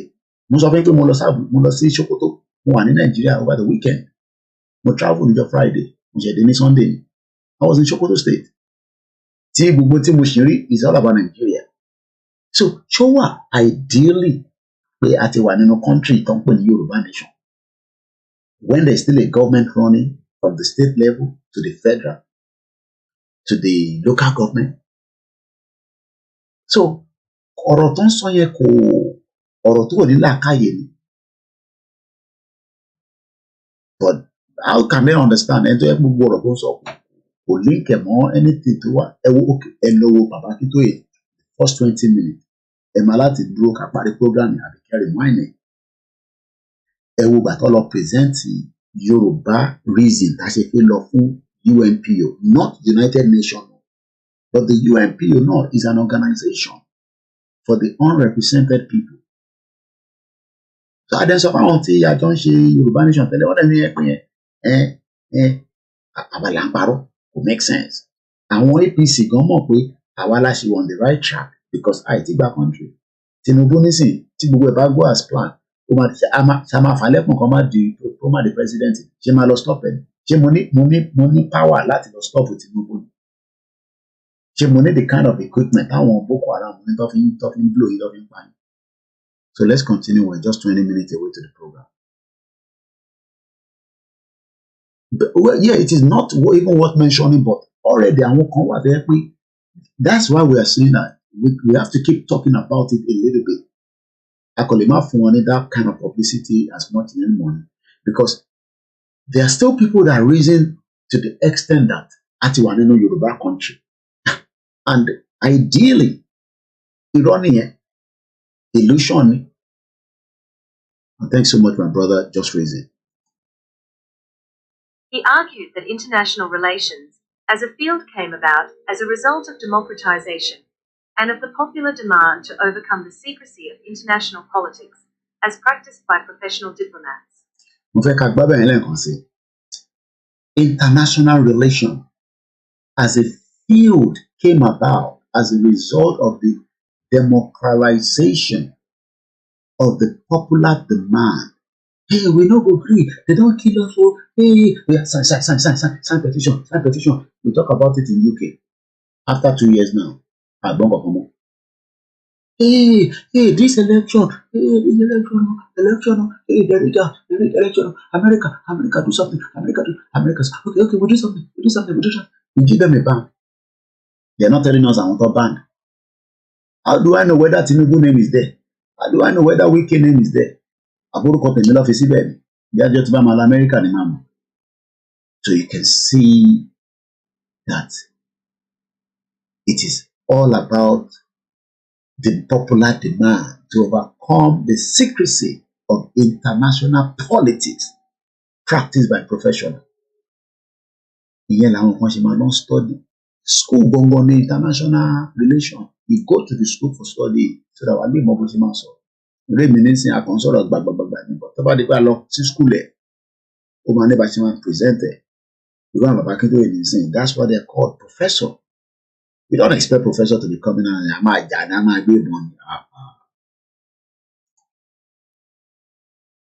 Presaging the rise of critical theory and post-behavioralism almost half a century later, Howe spoke of the inextricable linkage of purpose and analysis and the impossibility of separating the role of the investigator from that of the practitioner of politics. He argued that purpose, especially the specific purpose of preventing war, was the initiator of the study of it. Did you hear that?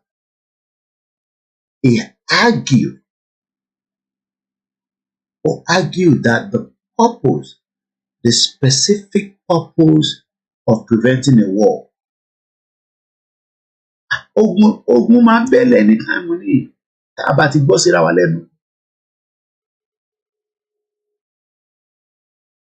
And that is why we must continue to tell our people that these politicians are not powerful.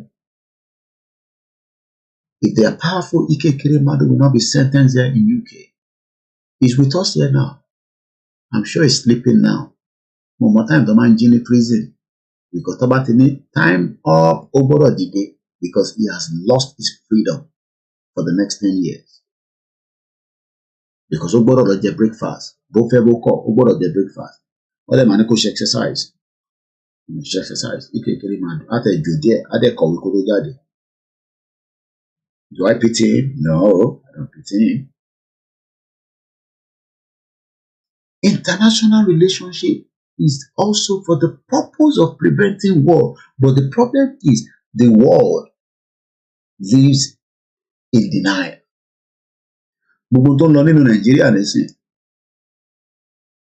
wọ́n ṣe mí pa àwọn ọ̀rẹ́. Wọ́n mójú kúrò. UN ló ó ṣojú kan báyìí. Ó ń fi wo Nàìjíríà. Ìtọ́ ẹ kó ṣojú méjèèjì. Until tó bá bẹ́lẹ̀ nísìn, they will now start sitting down and then having Security Council meeting trying to resolve the problem after humanity has been destroyed. We're just 15 minutes to the end of the program. International politics, and that purpose remained, along with observation and analysis, as a necessary element of a mature science. French scholar Raymond Aron argued that the study of international relations, defined as the relations among nations or political collectivities that are territorially organized, was a peculiarly American form of study, and that international relations, in reality, could not be separated from other social phenomena. I want us to look into that again. The study of international relations defined as the relations among nations or political collectivities that are territorially organized was a peculiar American form of study, and that international relations in reality, could not be separated with other social phenomena. After Yoruba nation, the world will just not have to look into it. They will look into it at some point, whether they like it or not. Okay, I came at the other side. I'm not look into it because the pressure continues to build up every day and it's not ending. He argued that the focus on international relations was actually interstate relations, symbolized by the actions of the diplomat and the soldier who represent the state in peace and war. His argument that international relations could not rigorously separate interstate relations from inter-individual relations involving several political units presaged the distinction otherwise not clearly made until the 1970s between international and transnational relations. Yet, he simultaneously argued that an essential difference remained between internal and foreign policies, based on the notion that states internally reserve the monopoly on violence to those wielding legitimate authority, while states, not having emerged from the state of nature, exhibit foreign policies accepting the plurality of centers of armed force. Let me explain a little bit. What Nigeria is doing is, the Nigerian government is telling all the diplomats, don't listen to Yoruba people.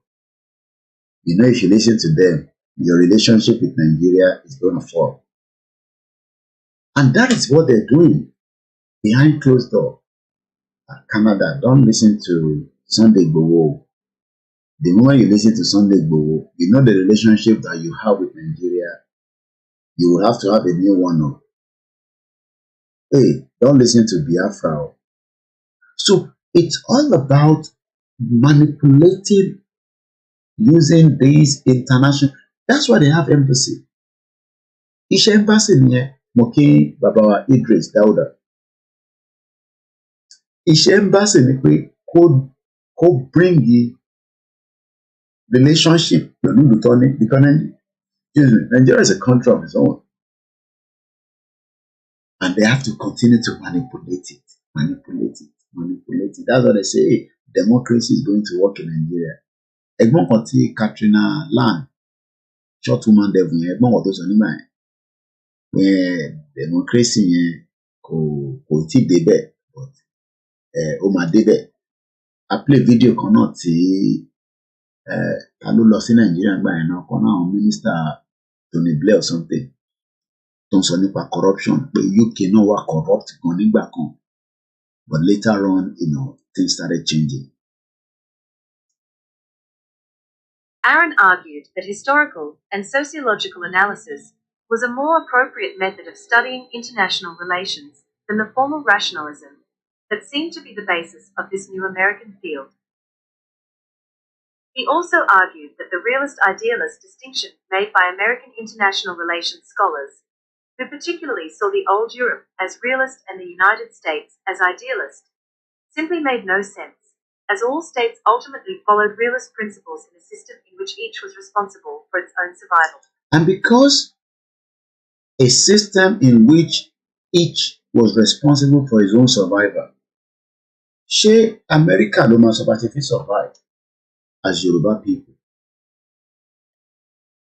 Ṣé UK ló máa sọ bá ṣe fi survive? Ṣé France ló máa sọ fún wa bá ṣe fi survive? Àwa tí a jẹ́ one people, one culture, one language, Yoruba ni mí, ọmọlúàbí, Yoruba nation will stand. Àwa la máa lè decide báwo la ṣe lè survive. Because our survival in Nigeria is diminishing every blessed second. Because so Yoruba is not our official language in Nigeria. Our official language is English. And that is a problem on the indigenous people. Because the more tá à ń sọ English, on diminish survival. And let me just quickly read this as well. Yoruba freedom now, Oduduwa nation will stand. Yoruba are over 60 million. It is better to face ourselves, find where we went wrong, solve our problems, and speak with one voice. Looking at each other's faces among states to lift up the less ones and turn our nation to a competitive nation in order to achieve better goals that is good life for our children, youth, than the children yet unborn. To become great nation where they are of the same natives, cultures, and traditions. Now, reasons for the Yoruba to exit from Nigeria. Yoruba tribe was a nation and a kingdom or a country before the 1914 amalgamation. Because the 1914 amalgamation was a crime against we, the Yoruba people, and the rest of the ethnic groups that was merged together. And that is why the Christian Association of Nigeria President Daniel Oko says 250 ethnic nationalities are plagued by the religious, ethnic, communal, and resources conflict. How can somebody in Rivers State kill his mother because of 20,000 naira? A state that is providing for Nigeria under one of the most important resources, which is known as crude oil. That person should not even be talking about needing 20,000 naira if Nigeria was truly a country. Because killing your mother for 20,000, this happened in Rivers State. And Rivers State, as we know, if we go and look at Rivers State as as one of the states in Nigeria today, let's talk about Rivers State briefly before we go further. Rivers State. Once again, a very good morning as we are now coming towards the end of this program. As we say all the time, Rivers State, a population of 5 million, which is equivalent to Scotland, as at 2006 census. Rivers State is the 6th most populous state in Nigeria. Rivers State is a diverse state that is home to, the capital is Port Harcourt. The current governor is Nelson Wike. This is a state with a huge petrol, with a huge resources known as the crude oil. But there was a young man that killed his mother in that same state for 20,000 naira. Does that make sense? Nigeria was forced upon us for over 109 years now, when we calculate 1914 till date. This created injustice and atrocities against the Yorubas by the Fulanis. Mr. Shegun, my comrade, said the second largest IGR revenue in Nigeria, and the person killed his mother for 20,000 naira. Doesn't make sense, is it? Fulanis are enslaving us in our land. There is increase on terrorism, banditry, killings, raping, kidnapping, racial abuse to our sisters, fathers from their farmlands. They are occupying all the position in the Yoruba province in all government offices. I believe Tinubu will change a lot of that by the time it gets there. Port authority, airport authority, immigration services, customs services, military, police force, and many more. Nigeria has failed us and is now on fire. We need our freedom. So thank you once again to Alaja Irat Adeyeye for producing enough of this Snapchat. So this is like a Snapchat. Somebody asks you, Yoruba Nation, you just quickly tell them under 30 seconds. And as we wind down from this part of the globe, my name is OLAMILEKAN. I hope you've enjoyed the lecture, and the lecture based on the fact that he's still enjoying his status as a bishop. Don't mind them. They're getting money from all the governors. Yoruba Nation is the only solution. Nigeria has not done well for every one of us. Let us allow Nigeria to dissolve and let us work towards our own. People ask, is it going to happen in our lifetime? I am just 40 years old. I believe if we give Baba Padebanjo another 40 years, it will probably be around 120. He's 95 now, to get 5 100. So it's going to be about 135. So definitely Yoruba Nation still possible in our lifetime. DZ123, thank you so much. I appreciate those of you that are quiet listeners. You don't even chat, you don't talk. We are sitting there with your cognac, listening to the program. We appreciate your time with us. I'm your only last man standing while others are sleeping. I wake up and also bring the program live to you. Moki Professor Adebanji Akintoye Lekansi, Moki Dr. Chief Sunday Bowo, Moki Babawa Chief Ayeloge, Chief Imam of Yoruba Land, Mrs. Janet Fashaki, Moki Ilana, United States of America. They're working tirelessly. I can't even appreciate them less. When you lead down to one event, Moki Ilana, Canada, Moki Babawa Bashegun, Moki Babawa Dr. KABIRU Kosi, Moki Babawa Gani Alagbala, Moki Bubu Yoruba World Media, Moki Bubu Ẹ̀yin ọmọ Yorùbá tọkàntọkàn. Àtẹ̀yin tẹ́ ń ṣe APC náà, but ẹ mọ̀ pé ìlú yóò kò wá òkè bọ̀ kàṣà jẹ́ lára àtàmà jẹ́ nísìnyí kí náà rọ́kadà kí n ra kẹ̀kẹ́ márúwá. In the long run, that is not a system that works. Rivers State is 5 million. Scotland is 5 million. Epo tí Rivers State ní mo rò pé Scotland náà nírò ẹ̀. Èèyàn kan dẹ̀ pààyẹ́ ẹ̀ nítorí 20,000 naira. Mo kí gbogbo èèyàn lólùfẹ́ wa ní different platforms. Mo kí mọ́mí wa Ramatusa. Mo kí ẹ̀yin tí wà lórí Instagram. And tá a bá dárúkọ ẹ má fi ṣèbínú. Let's listen to this and then we'll close the podcast when I come back.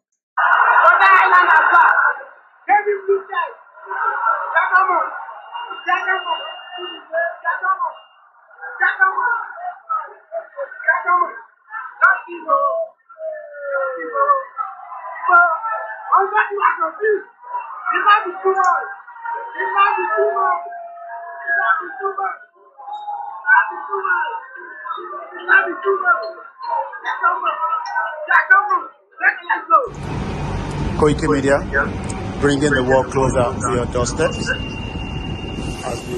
the man said, sorry. Onígbà tó máa ń busy, onígbà tí kò kí ń busy, ó ti lọ nìyẹn. The next one, ẹ máa dé ní. Next one, I did in 1 minute. So, bàbá ń sọ fún mi pé Yorùbá nation ló lè ṣe àmọ̀tán sọ ni ṣòro lè náà nísìn. Koikimedia bringing the world closer to your doorstep. Èyí ni 23rd of August 2022 ṣòro lè náà ó ti ready láti depart sórí kọ̀mpútà mi ó máa tilẹ̀kùn ó dà pé sẹ́ńsọ̀ péyàn kan tó fẹ́ wọlé ilẹ̀kùn yẹn máa tì nísìn. Ìyẹn la ṣe ń sọ fún yín sórí the next one tó máa dé ó máa dé ní 1 minute. Èyí náà ti kéré òun náà ti lọ. So má jẹ́ kí àwọn kan parọ́ fún ẹ pé Yorùbá nation is possible. Bá ti bá Yorùbá nation báwa náà ṣe máa ní network wa nìyẹn ṣe máa gbéyàn from point A to B tó tún rí pé lẹ́yìn náà tó tún dé every minute bó ṣe ń kóyàn dé tó ń lọ tó ń bọ̀ nìyẹn má yẹ kí àwọn kan parọ́ fún ẹ Yorùbá nation now Yorùbá nation now.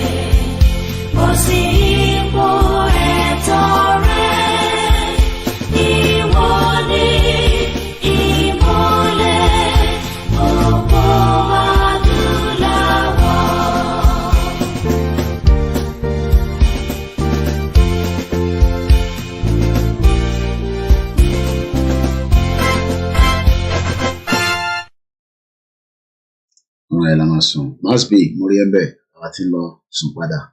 At least I can still do 2 hours with the Pamashi school run. Bye for now, everybody. Good hour.